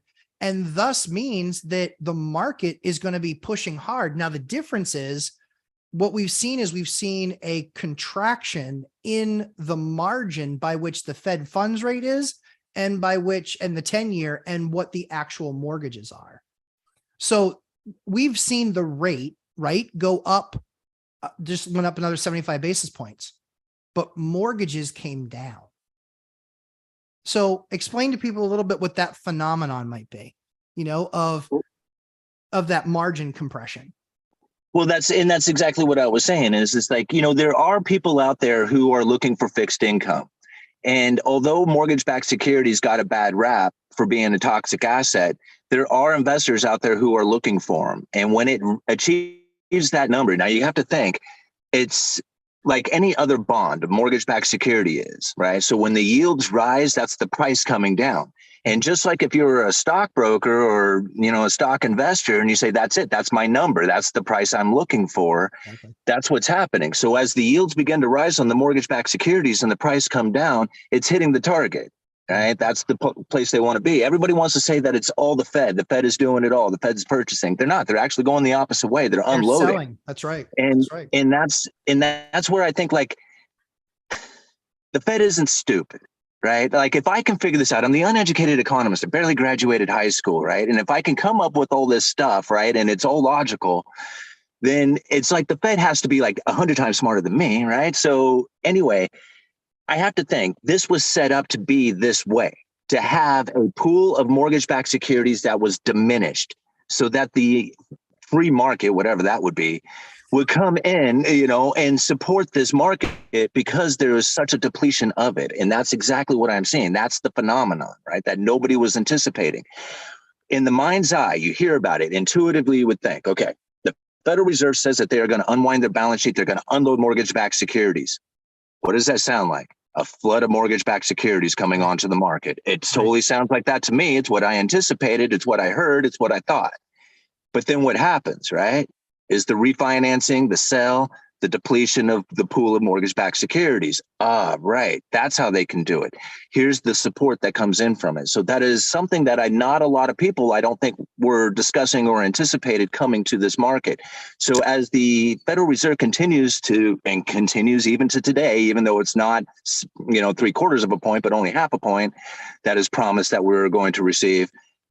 The markets love this news. They take it as a pivot idea. It's not a pivot. It's not even remotely close to a pivot, right? It's like we were pushing the brakes really hard. We're going to ease up a little bit on the brakes, but we're still pushing the brakes, right? That's like, the whole thing coming. That's exactly right. So where is it that, again, I have to think, where is it that the crash is going to come from? So it's going to have to come from, the supply of new homes, right? A major lifting of inventory, because it's not coming from the crash of like lifting of interest rates. I just don't see that happening. Yeah. Not yet anyway. So it's going to come from the inventory side of stuff, right? And I look at the new supply of homes or the foreclosure rate, which you had already talked about. And this isn't something that is just like overwhelming the system right now. There's not like a whole flood of new homes, and there's not a lot of new homes coming on for sale from the seller point of view. And then from the foreclosure point of it, we're not seeing that as well. So it's going to have to come from unemployment. That's the only thing I see would be the card that needs to be pulled in order to say this is what's going to cause the housing market crash. And we don't see that yet. In fact, the Federal Reserve is sitting in a position in which that they have people pointing at them going, what you going to do about this labor market here? Because it's so damn hot, right? Yeah. And it's like, and this is like the point that we're at. And wages too, right? Like 0.7 instead of 0.4. Like when you talk about almost double on a monthly basis, that's a fatty number. That's a big, big number. So to that end, so I just saw a super chat. So Millennial Mike, this is a super chat for an uneducated economist. Send Matt the bill. Yui, when you were going to see the vlog series, of you and Matt learning your market, doing the work, and getting your first rental, people would love those videos. I'm up for it. I'll do it with you. Okay. The video cut out a little bit on me, so I didn't catch the quiet part. What the content would be. So the content would be me working with you, teaching you how to do your market and understand your market, and to then get your first rental. I'm game if you are. It sounds first of all, it sounds wonderful just from my own personal point of view of getting my own rental. So if you want to document that with me, I think I'm all game for that. Yeah. Dude, so I'm totally for it. Right I would love to do that with you. Yeah, we'll figure that out. Thanks, Mike, for the suggestion. I think that's a cool idea. Yeah, it is. I'm running a good question, a good kind of series of questions I want to make sure that we hit, because let's see. Landlords make more money in recession times. People can't afford mortgages and are forced to rent. So that is actually true. One of the things that is a major misnomer is that when the housing market slow down, people think that landlords are in trouble. We have that many more people that we need to house because they're not moving. And every month there's hundreds of thousands of people coming into the market that are ready to move out of their parents' basement, ready to move out of their parents' house, ready to stop living with friends. Every single month, more and more house formation happens. And when there's not a ton of supply coming into the housing market, guess what happens? They all need to rent. They all want to stay where they are. And that means that many fewer into the market. For me to have 137 units and I have like 5 or 6 units available, guys, that's 4% of my overall supply. That's 4%. Right.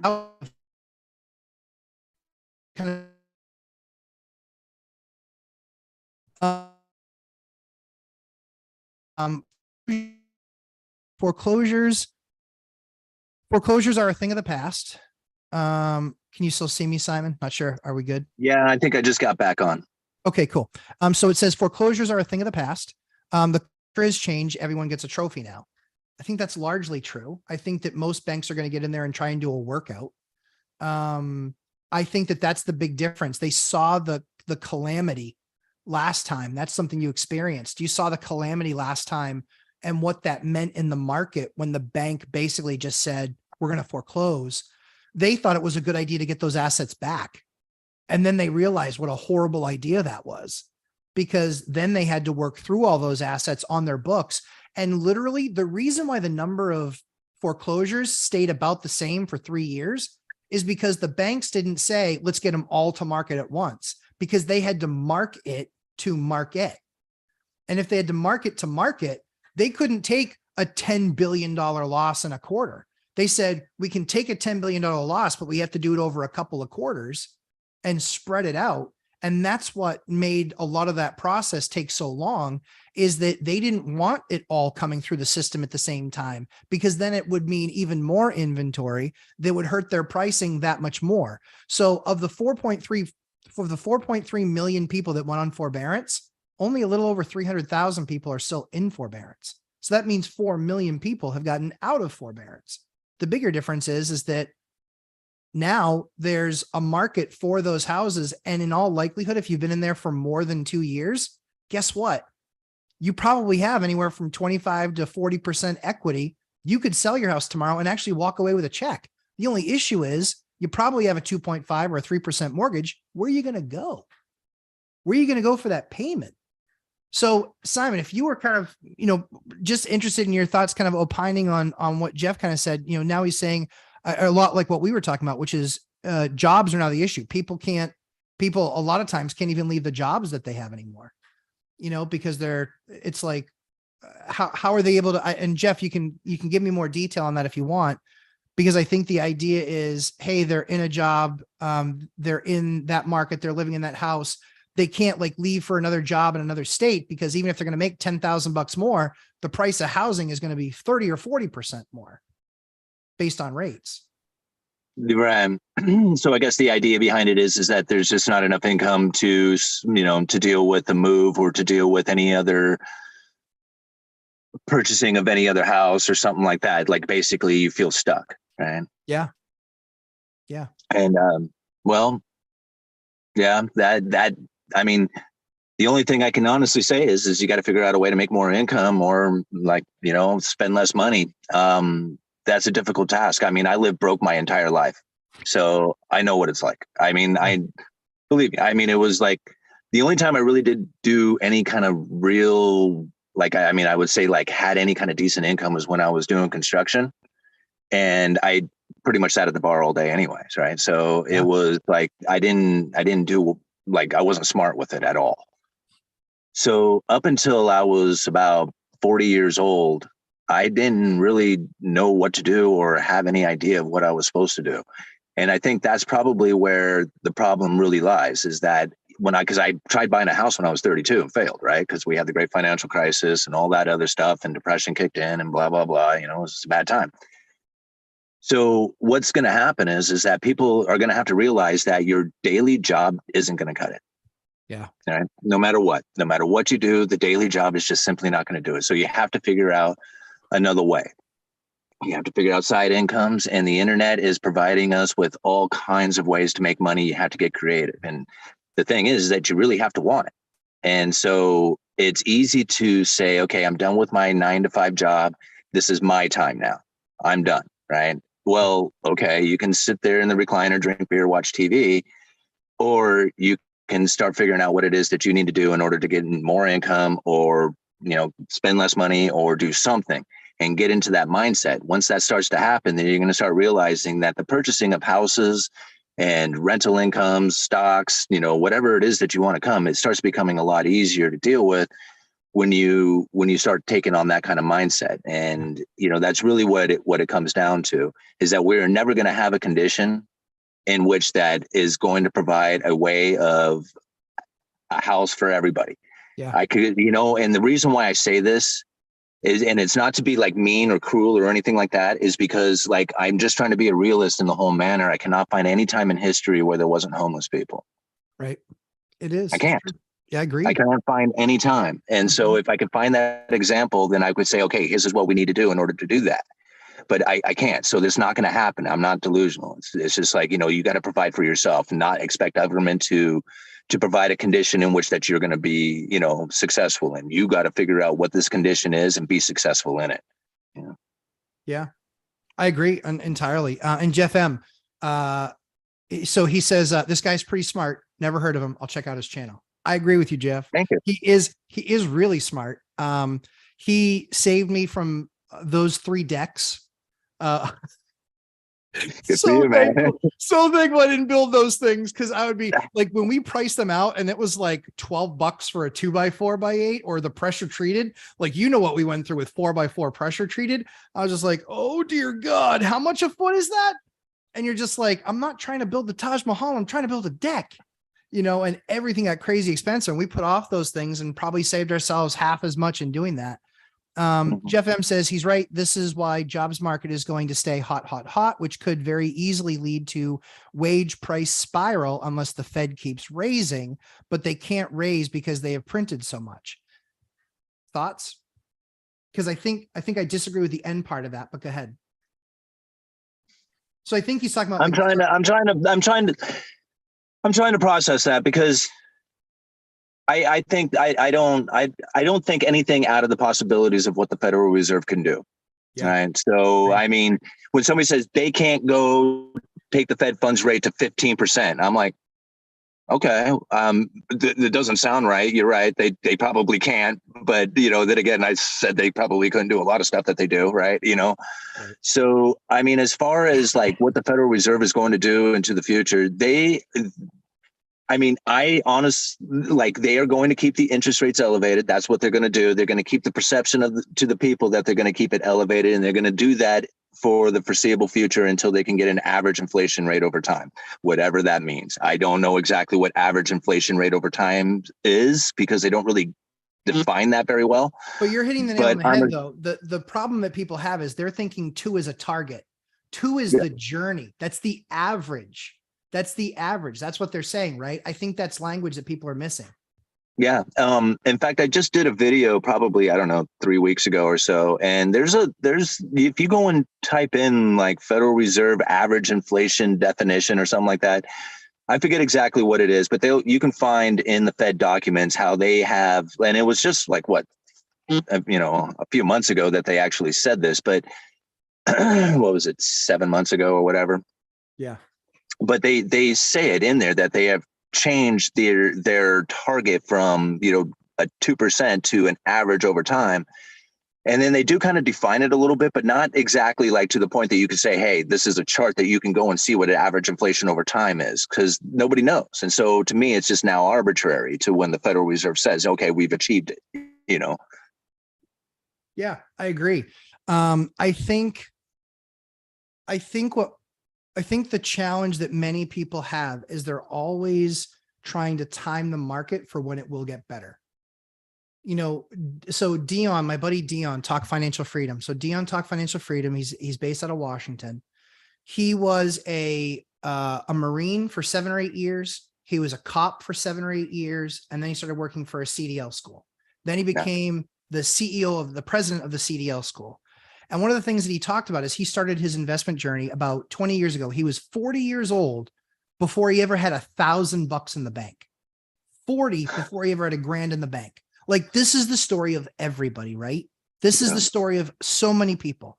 And now he's financially free 12 years later from having done real estate. But the interesting thing is this. Yes, the $1,000, never more than that at the age of 40. Now he's in his early 50s. But the thing about his story that really, kind of rings true across the board is that didn't have the savings, had to do something outside of the normal everyday job. He even says it. I kept on looking for a job with a pension, and I thought I found it twice. And he goes, and both times I got downsized. He's like, I had no control over that. And he goes, and so I had to kind of take the control of my own and really try and manage that process by myself to kind of figure out where I wanted to take my future and actually have a future. So this guy house hacked like I do, or like I did. And on top of that, he had 90 grand in bad debt that his ex left him with that he didn't even know about. So this guy's story is like the 90 grand. Yeah. Yeah. Oh, yeah. That his ex-wife left him and he didn't even know about it. He tried to apply for a loan and he couldn't get one. So I think the crazy thing is as this can kind of continues to work, I think that what he cited in his video that he had done was that over the last 10 years, there's been a driving reason why everybody has said now is not the time to buy. It was the prices are going lower. Well, you don't really want to buy now because of the political climate. Well, you don't want to do it. There's always a reason to not fix your problem, right? There's always a reason. And I think at the end of the day, a lot of people, I have no problem for the person that's done all the research and looks at it and goes, this is where I want to live. This is where I want to be. But I've got an outrageous deal. Like I've got some landlord that's charging me $600 a month rent. And if I buy that house, it's $1,300, $1,400 right now. I'm fine staying where I am for $600 a month and just keep on saving. That's a great idea. But too many people push off like buying a home or something like that because they're like, oh, the rates are in the sixes and the payment's so crazy expensive. But they don't understand the tax benefits. They don't understand the stability it provides family. Like some of the stuff that you've talked about the last couple of weeks and the mentality, right? How it changes your family. One of the most telling statements that I love that you made one time was, what am I supposed to do?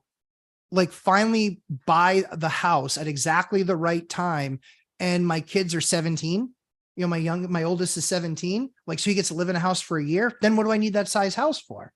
So you like kind of for yourself, you kind of put the stake in the ground and we're like, nope, we're going to build it around this because I want to make sure my kids have years in a house and have that stability. And the other thing too, is rents are going up and mortgages don't. Like mortgage is 30-year fixed. It goes up infinitesimally based on your tax increase. So share some of those, like the kind of the human side of it, how you viewed it, because I think there's always a financial reason and the economic reason to no, don't do it now. And then everybody celebrates doing nothing. Yeah. No, you really nailed it with what happened. I mean, because I was nervous. I did not want to do it. If you go back and watch my videos, I was talking about it and it took everything out of me, like literally took everything out of me. It was an expensive house and I had to put an overwhelming down payment on it because I had a foreclosure in my past and I barely applied for the loan. And it was like, the loan that I had originally was like 2 weeks before I was supposed to close and they told me I couldn't get it. I was just like pulling my hair out. I hated it. I hated everything about the entire experience. It just deteriorated me bad. But the experience over the last year that I've had with my family has just been the best years. I mean, it is like for what I have gone through and everything, it is like all of a sudden, like we hit this like feeling of like, man, we're actually here in this house. It's like this, like something like almost unachievable thing that was now here. It's in our existence. It's like amazing. And I tell you, you could probably put a more of a price tag on it and I'd still be worth it to me right now. Like that's literally how well it feels that I've made this purchase. So, it's never the right time. You're right. It'll never be the right time if you make it not the right time. I mean, especially if you come up with all the reasons why it's not the right time, like I was doing. And then you realize, no, that was it was perfect time. It was absolutely perfect timing for me. Everything about it fell into place like it was exactly supposed to in order to happen. It couldn't have happened any better, right? I mean, or worse, like it was exactly the way it was supposed to be. It couldn't have been any other way. It's just like, and so anyway, that's what it comes down to when it, from a personal point of view, is just like, you gotta at some point say, is this going to be what I'm going to do or not? And, screw politics. I gave up on them. Those guys do not make decisions for me. I'm not making decisions based upon their dumb shit asses. Sorry about the live stream. No, you're dead on. No, you're dead on. Nope. I'm just not going to do it. It's just like, anyway, sorry. So again, like that's from like the personal point of view of things. Now let's talk about it from like an economics point of view, because you're right, the rents are going up and they're going to continue to go up. Now, if you are from the idea that there is new money coming into this system, it's going to continue to pour into the system. We have inflation scenario from here on out. Like, this is it. This is bad times, right? Well, you take it to Cantillon's essay. And in that essay, he talks about the peaking of money within a system, right? And how there is no better signs of this than the rents. And when you see rents going through the roof, like I forget exactly how he talks about it, but he has a description of it. And when this new money is coming into the system, and now you can see it happening now. So this inflation that has taken place is going to continue to pour itself into the rents. If you have no way of putting new inventory onto the market, then there's no other place to go. And this is what's funny when I think about it's not funny, right? This is what's interesting when you think about how rents are, because never have I found a time, again, like, because I would love to find an example. People say, what are we supposed to do about the rents? And I was just like, earn more money. That's what you're supposed to do. And because rents are going to go up no matter what. Right. And people want to have like a political issue come up that says this is how we're going to deal with these rents, or this is some kind of like forceful event that's going to happen in order to try and accommodate the people in their rents. Right. I just think back and try to find a time in history in which that happened. Right. Again, like it's just the same thing. There's never been a time when there wasn't homeless people, and there's never been a time when people weren't complaining about how high the rents were. Right. And I think all the way back to this Roman tablet, I was watching this documentary where this person was reading this Roman tablet that this dude had like scratched into stone. Right. Mm-hmm. And on this tablet, he was complaining about three things. Right? He was talking about like, where does he get his next meal? Right? What is he going to do if he gets sick? And how does he pay the rent? Right. I mean, it was okay. This was scratching a stone back during the Roman days. Right. I mean, it was just like, these are things that are never going to change. If you expect somebody else to do something about that, all right, go scratch your own little message into stone about what you're going to do about it. Right. Because I figured that out. There ain't no changing this. Right. If you're going to change it, you got to do something about it yourself. You look out there into the environment and you do something, you get figure it out, Yeah. And there's a lot of ways. There are. And I think the biggest thing is like, so what concerns me is the people that are like, we have rent control in our area. You can only raise it 3%. Here's the issue. Minneapolis has had I think it's Minneapolis or St. Paul, St. Paul. I don't know if it was just Minneapolis and St. Paul. So don't kill me on this, but it was one of the two or both. They have rent control. It's 3%. They literally saw corporate landlords run out of the city and basically like, okay, we're abandoning big projects here because we're not going to do this. The concern is this: most tenants don't understand this. Almost every state has the ability for me to notify them that within 60 days, I'm going to rehab the unit. If I'm stuck at only being able to raise your rent 3% and you're at $1,200, but the market rent's $1,900, guess what? Most landlords will serve you that 60-day notice. You're out in 60 days. You can fight it all you want. It's still their property and they own it. And when they get it back, if they take it off the market for a month or two, doing a couple of things, doing the cabinets or doing the floors or painting the walls or, doing a new trim package in there or whatever, replacing a heating system. If they do those things, take it off market and then put it back on market to get their 18 or 1900, you were that safe. You were 60 days safe is what I call it. And what people don't understand is that that's the That's the ability that we have as landlords because we are the owners. And until they take property rights away from us, which hasn't happened yet, but until they fully take away property rights from us, this is the power. This is what actually landlords have access to get that relief. Okay. Let me ask you something here real quick again. Yeah. So let me get this straight. They put in rent controls, right? Some municipality puts in, in their, their local area, they put in these rent controls. Yes. You, as the power of the landlord or the property owner, can then evict them 60 days later because you're going to revamp this place, or for whatever reason you got, because you are the property owner and own it outright, or whatever, for whatever reason. Right? Yep. And so now you get to do some minor changes to it, probably not even like that much investment, 5 or 10, and then turn around and put it back out there for the appropriate rent. Now, let me ask you something. How would you have been able to do that? Or for that reason, if they didn't put the rent control in? We don't do it. My state doesn't have yeah, exactly. That's what I'm kind of getting at. The rent control is almost working in your benefit. It is, but that's why landlords don't want it, because here's what it does. We don't raise our tenants' rent every year. We actually go to them. We do Dion Talk Financial Freedom. We do one of his strategies called the binder strategy. It was really funny. I was doing it for years. I was like, dude, this is what I've been doing for years, but you have a name for it. You're the best. So we actually do this thing. Basically, it's what it's called the binder strategy. It's basically presenting to the tenant and saying, here are 3 properties that are just like yours, and here's what they're renting for. What do you think is a fair price for us to go up? You tell us. If we can do it, we will, because we'd love to keep you. If we can't, we understand and we'll have to move on. We understand that, but we want to at least give you the shot. You tell us what you think is fair.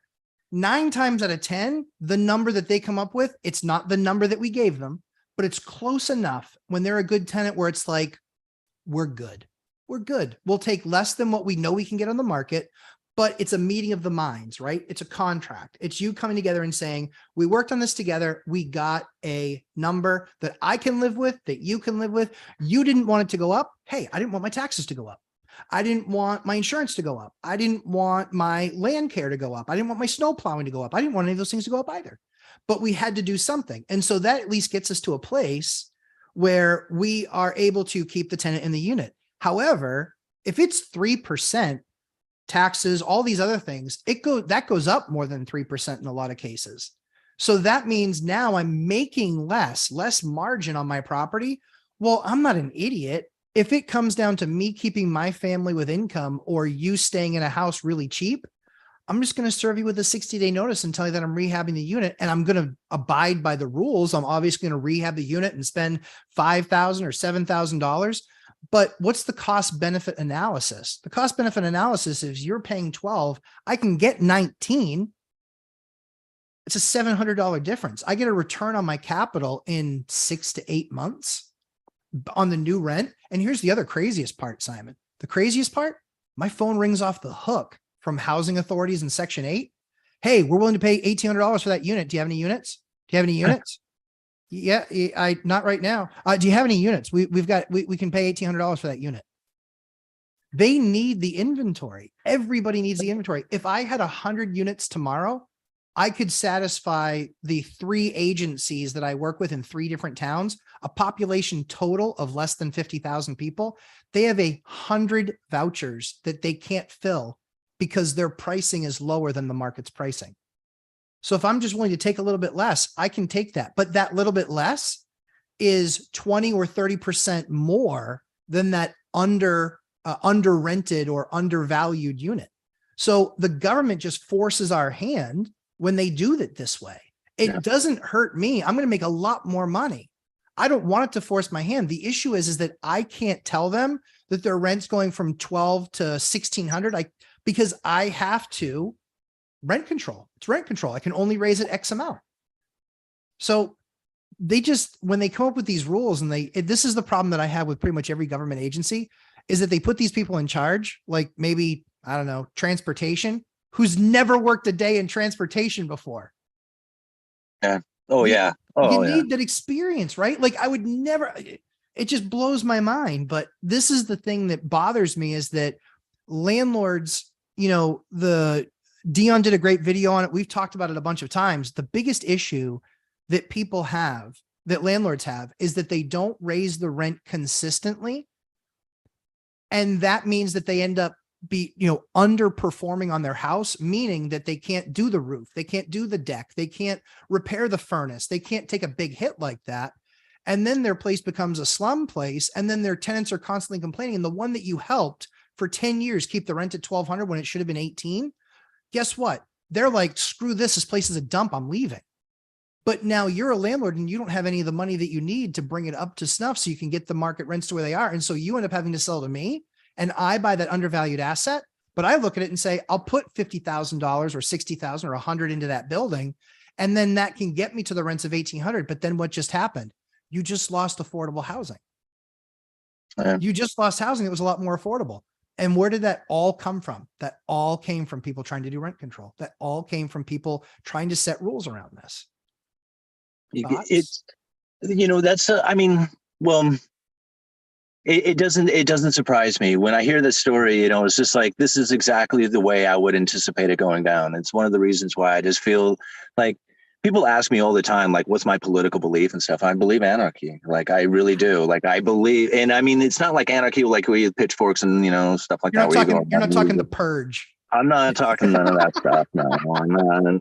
I mean, what I'm talking about is that I think that people could really govern themselves. I don't think we need government like the old founding fathers had it. Like, I'm a constitutionalist. I read the Constitution. I know the Bill of Rights. I know a lot of parts of it.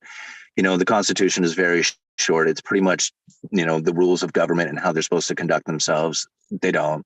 It's like the Constitution could be tossed out the window. In fact, I saw CNN blasting Trump or something for wanting to like get rid of the Constitution or something so he could get his, his like past votes or something like that counted. I don't know what it was. It was something like, something ridiculous. I don't believe anything that comes from any of these mainstream medias, but no.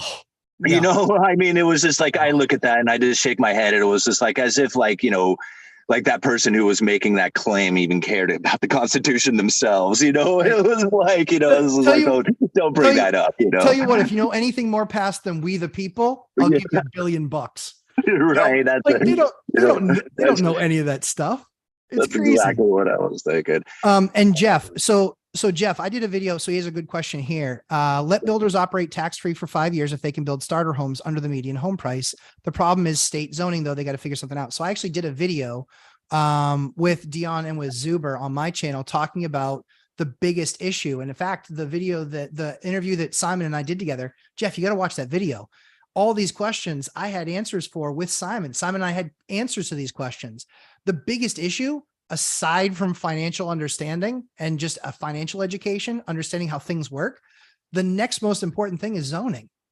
Everybody wants affordable housing. I will not name the town because they should wear this as a triple scarlet letter.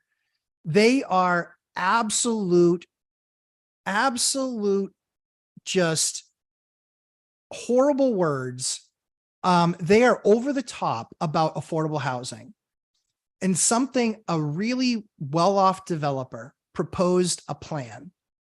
And he proposed a plan that was in their neighborhood area. And they met him with such vile and hiring attorneys trying to shut him down and not get him the variance. Not in my backyard. They want affordable housing, but their area, it can't be in their area. So zoning remains the issue consistently. Is that in my town, you have to have 2 acres to build a house. That's a really easy way to make it pretty difficult to build because 2 acres is a lot of acreage. I own in a city that's one town next door, and they have houses that are built on 0.07 lots of land. So you're talking about 14 lots that you could fit in an acre. The people would rather have a house to live in than this big, huge palatial yard. And again, it makes it affordable housing. But like we talked about in the video that you and I did, Simon, it was, $15,000 impact fee, $9,000 sewer fee, $10,000 worth of attorney and survey fees. I'm at $35,000 before I've moved a spoon of dirt. And that's where you have to drastically reduce the amount of heavy lifting that it takes this $15,000 connection fee. It's nuts. The other things that I actually, as a tax, looking at the tax side of things, in one of these towns, it is the cost of per student is $14,400 per student to go to the public school. 14. Oh, The issue that you have is, so here was a proposal that I gave to one of these towns. I said, it's $14,400 for you to have a kid go to school. And I said, and you have this development that you want to have developed. They said, correct. But we've approved 10 single family homes that are 4 bedrooms. So silly question. If you have 4 bedrooms in a house, what likely does it have in it? 3 kids. So you're looking at 3 kids times 14, $42,000. It's 42 grand a year. The debt burden that one house puts on the city, 42,000 a year just for the education piece. 42 grand a year. I went to them and said, let me do affordable housing for people that are, that don't make a whole lot of money, but they want to just live on their own. And so I brought them a plan and I said, instead of building 10 4-bedroom homes, I want to build 40 1-bedroom homes. I said, it will free up some of the rentals in the market. It'll get people on the property ladder with something that will appreciate in price, but it's also affordable to start. And they wouldn't approve it. They wouldn't approve it without about $150,000 worth of work on my part. And they said, but there's still no likelihood that we're going to approve that. Wow. I'm willing to take, so here's the craziest thing. Those 44 buildings versus the 40 buildings versus the 40 or versus the 10 houses, the tax burden to the city was based on what they charged for the house was about $10,000 in taxes. So it was $32,000 per house. That was the net loss for just that one development, 10 house development. It was $32,000 per house net loss, negative $320,000. And that's not including the average rate of increase of the cost of teaching a student. 32,000 times 10, $320,000. My way, 41 bedroom homes, it basically equated to just about $220,000 a year of added income to the city. Not to mention the fact that you've got 40 people, 40 families, maybe couples or singles, but you've got 40 people now pouring money into the economy, taking no services back unless there's a fire or a police issue. Yeah. This is where I think cities need to get a whole lot smarter. The zoning thing, like Jeff, like you mentioned, we did a whole video on it. That was my interview with Simon on his channel. Check it out. But that's one of the biggest issues that I think people have. I think they just absolutely get crushed and they don't understand the economics of it. And then you have these cities that their answer to me was, I don't think so. I was like, and I literally said to the city manager, if I told you, you don't have to write a check every year for $320,000. Instead, I'm going to give you a check every year for $220,000. Would you say yes? I don't think so. That's broken. What is in it for them to make that, to not have that be a thing, right? Any thoughts on that process? Like just. Why wouldn't they want it, right? What is the downside for them? What is not appealing about it? Right? I think for them, so they believe incorrectly that 10 houses they want a different image for the city. Okay, there you go. They want a different image for the city is really what it is. There you go. Okay, so that's what I wanted to hear because that relates down to Cantillon's essay on economic theories, right? And this is why I try to push this theory. If you take it, it's old theory. It's 1700s, right? It's old stuff. But you can relate it down to what's going on today because the condition of the environment that you are in is because of the property owners and their tastes and what they want, right? If you like my area used to be working class. It was loggers, fishermen, working class people, we were blue collar kind of stuff. And it's become quite affluent now, right? I mean, there's it's retirement area. There's a hospital district that's blowing up. It's like all of a sudden all the houses are super expensive. Nobody's they're all blown away by it, right? But this is what happens when the new money starts coming in, right? So you got this money coming in, and all of a sudden their tastes change, and they don't want 41 bedroom houses, No, right? no, They don't want to see that. What they want is 10 really nice, well-to-do, beautiful exactly. people, Exactly. right? That's what Yeah, they want family. They want beautiful they do. people. They And do. so it's sad, but true. And if you Yep. understand that, then, that's the unfortunate part of it. And I'm not trying to, No, you're right though. to push blame towards anything or anyone, but it's just the reality of the situation. It's just like, people say, oh, all these homeless people, somebody needs to do something about it, but definitely don't have it done in my sight. I mean, it's like, So I've never shared this before, and I don't really like sharing this type of stuff because I believe that you just do these things because it's the right thing to do. So I'm trying to make sure I say it in a way that doesn't get me got. So I wanted to buy a homeless shelter.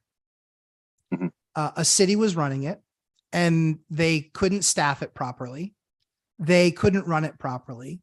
And it was for over 100 people. It was basically where they could get warm at night, not freeze out in our freezing winters. And I tried to buy it. And the fights, it was literally owned by one city, but they put that building in another city. Hmm. And I tried to buy it and they won't let me buy it because of the intended use. And I said, but this is what it was used for. They're like, yeah, we're going to do something different with it. This So is, go say ahead. that again. Wait, they did what? They took a They had a building that they bought. They bought it at a great price. They right. used it as a warming center for homeless people. Did they buy And it on the premise that that's what they were going to do with it? so a city bought it. Yes. A city bought it based on that's what the premise was going to be. Okay. And then in the last 12 months, they've made it about the fact that they don't have what it takes to operate it. And so my answer was, okay, I will buy the property, but I want the zoning that you're giving this asset. The crazy thing is that the city that it's in is like, not in our backyard. We don't want it used as this. And so now there's a fight between these two cities about this building. And I am ready to I want to buy the building and I want to use it as a warming center. I haven't figured out how I'm going to monetize it yet. I honestly don't know. Sure. I will figure out how to monetize. I will figure it the hell out because that's what I do. I have no idea how I monetize it. I have no idea how I even cover my expenses to keep it warm or anything else. I'll just figure it out. Yeah. You want me to hook you up with the guy who does our local kind of thing like that? Yeah. I mean, if he's got any ideas, because I just want to buy the building and use it as that. Yeah, that's what he does. He calls himself, his name is Ozark, but he's actually done an interview. It was the very first interview I ever done on this channel. Okay. Was with him. He runs a operation called Filling Empty Bellies, which serves lunch to the homeless, in the afternoons. But then he also has a couple of other services. One of them is Beacon Clubhouse and stuff like that for people who have like the mental issues and can't really find the help out there. And so these are the type of things that he is working on and trying to do. And anyway, yeah, he's got a facility down in the middle of downtown that, kind of upsets a lot of people, but then also, what else are you going to do? I mean, he's the only one out there actually doing something around here for it. And so I push his stuff a lot. It's called Filling Empty Bellies is the way to find his stuff. Yeah, I think that's awesome. You definitely connect me via email. You got my email. Would love to do it. I think the big thing for me is, it needs an operator. It needs an operator. I'm an operator. I run business. I know how to do this stuff. I will find a way to make it happen. And I think that far too often people come from a place of no, and I will just figure it out. And I think there's no more important person to invest in than yourself. And that's whether it's your mental health, that's whether it's your financial future. Stop watching these silly videos talking crash, where you walk away feeling worse about your day. That mental state is such a waste of time. I mean, what do you like? Go out. I have an idea. Instead of spending that time on yourself to make you feel bad about yourself and your situation, go out and help somebody else that's less fortunate, because I'm sure you won't look hard to find somebody. And that's one of the greatest things that we were able to do. This government program that we helped with that was run so horribly, that gave people 8 days notice that they weren't paying their December rent. We've done 50% of those people we've already done a workout with for their lease so they can stay through the winter time. And are we taking less money to do that? Sure, of course, but it's because that's the right thing to do. I'm not going to make somebody homeless. I'm going to work with them, but they're going to be managed to the point that you know that this is happening in March or April. You need to do something about it. You got to do something about it. And so you got to work and do the work and get it done, because I gave you 120 days of runway. You're going to have to figure it out, because I can't stick at that number, because I have responsibilities. What most people don't understand, landlords have responsibilities to banks. And if banks look at a deal and they see that you're not hitting what's called their global rates, they have something called a global rate, or they have something called, it's 20%. You have to have 20% over what your base cost is. They can actually call your loan. And don't think for a second that if banks are in the position where they can't create business other ways, that they won't call that loan just so they can take that asset and bring it to a much larger investor. There's going to be situations like that happen, but we are absolutely going to help some people out. We've already helped out a bunch that aren't going to be homeless this winter, and we're really excited about that. And I got the muscle talk. I got where we're expecting you to do something. I said, what do you expect? What are you doing? This is what the government entity said to me. We're expecting you'll do something. So what are you going to do? Like, we can't do anything. We're out of money. Oh, so it's just on me. They're like, yeah, but we want to help you with the workouts with all these people. I said, are you contributing any money? They're like, no. I said, you're not a party to the lease. They're like, no. I said, then you have nothing to do with it. I'll fix it myself. Thank you for creating a problem. I will fix it. This is what I do. So any other thoughts before I let you go, my man? Because I'm going to go spend some time with my kids. And I know that you got a live stream you probably got to go off and do for 2 hours. No, man, I've got to. Actually, I am going to go and actually do an interview here in a little bit with my buddy Tony, and then take the boy to basketball practice, and then go call bingo. So that's the rest of my afternoon. Dude, that sounds awesome. Well, my man, Simon, I appreciate that you sent something in the comments to come jump on the live stream. I hope you had fun. I had a blast having you. I know you guys had a blast coming and hanging out with us.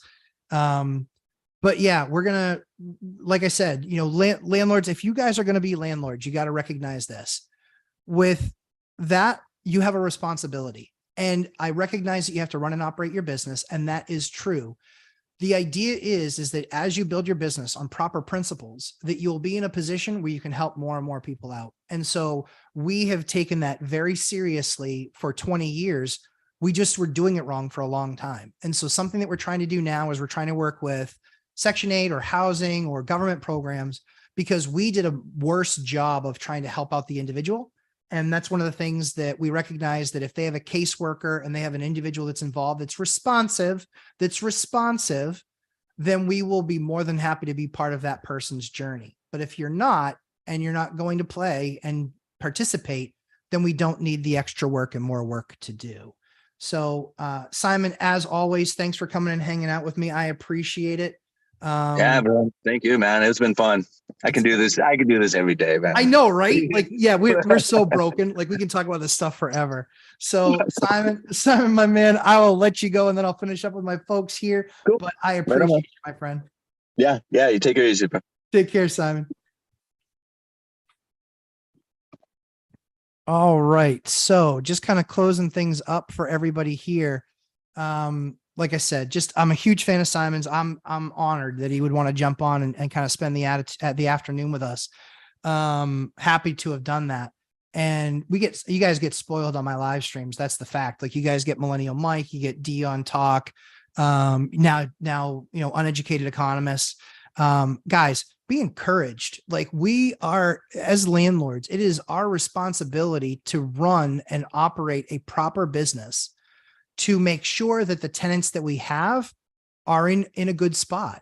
Now, we can't take more responsibility over their finances than they can. So there is a fine line, but it is our part. Work with people, try to understand them. But that's not to say, hey, I can't pay this week, I'll pay you next week. Understood. I don't want to put you in that position. Like Dion says, I don't want to put you in that position because 3 weeks is going to come really, really soon. And my concern is you're not going to be able to pay. So I'm going to have to, you really need to pay the rent on time. And if not, it's going to, there is going to be late fees. Set people up. It's not what they want to hear, but it is what they need to hear. It is what they need to hear, guys. Guys, let the bad tenants be bad tenants and let them vamoose. Let the bad landlords get those bad tenants and let them enjoy that path.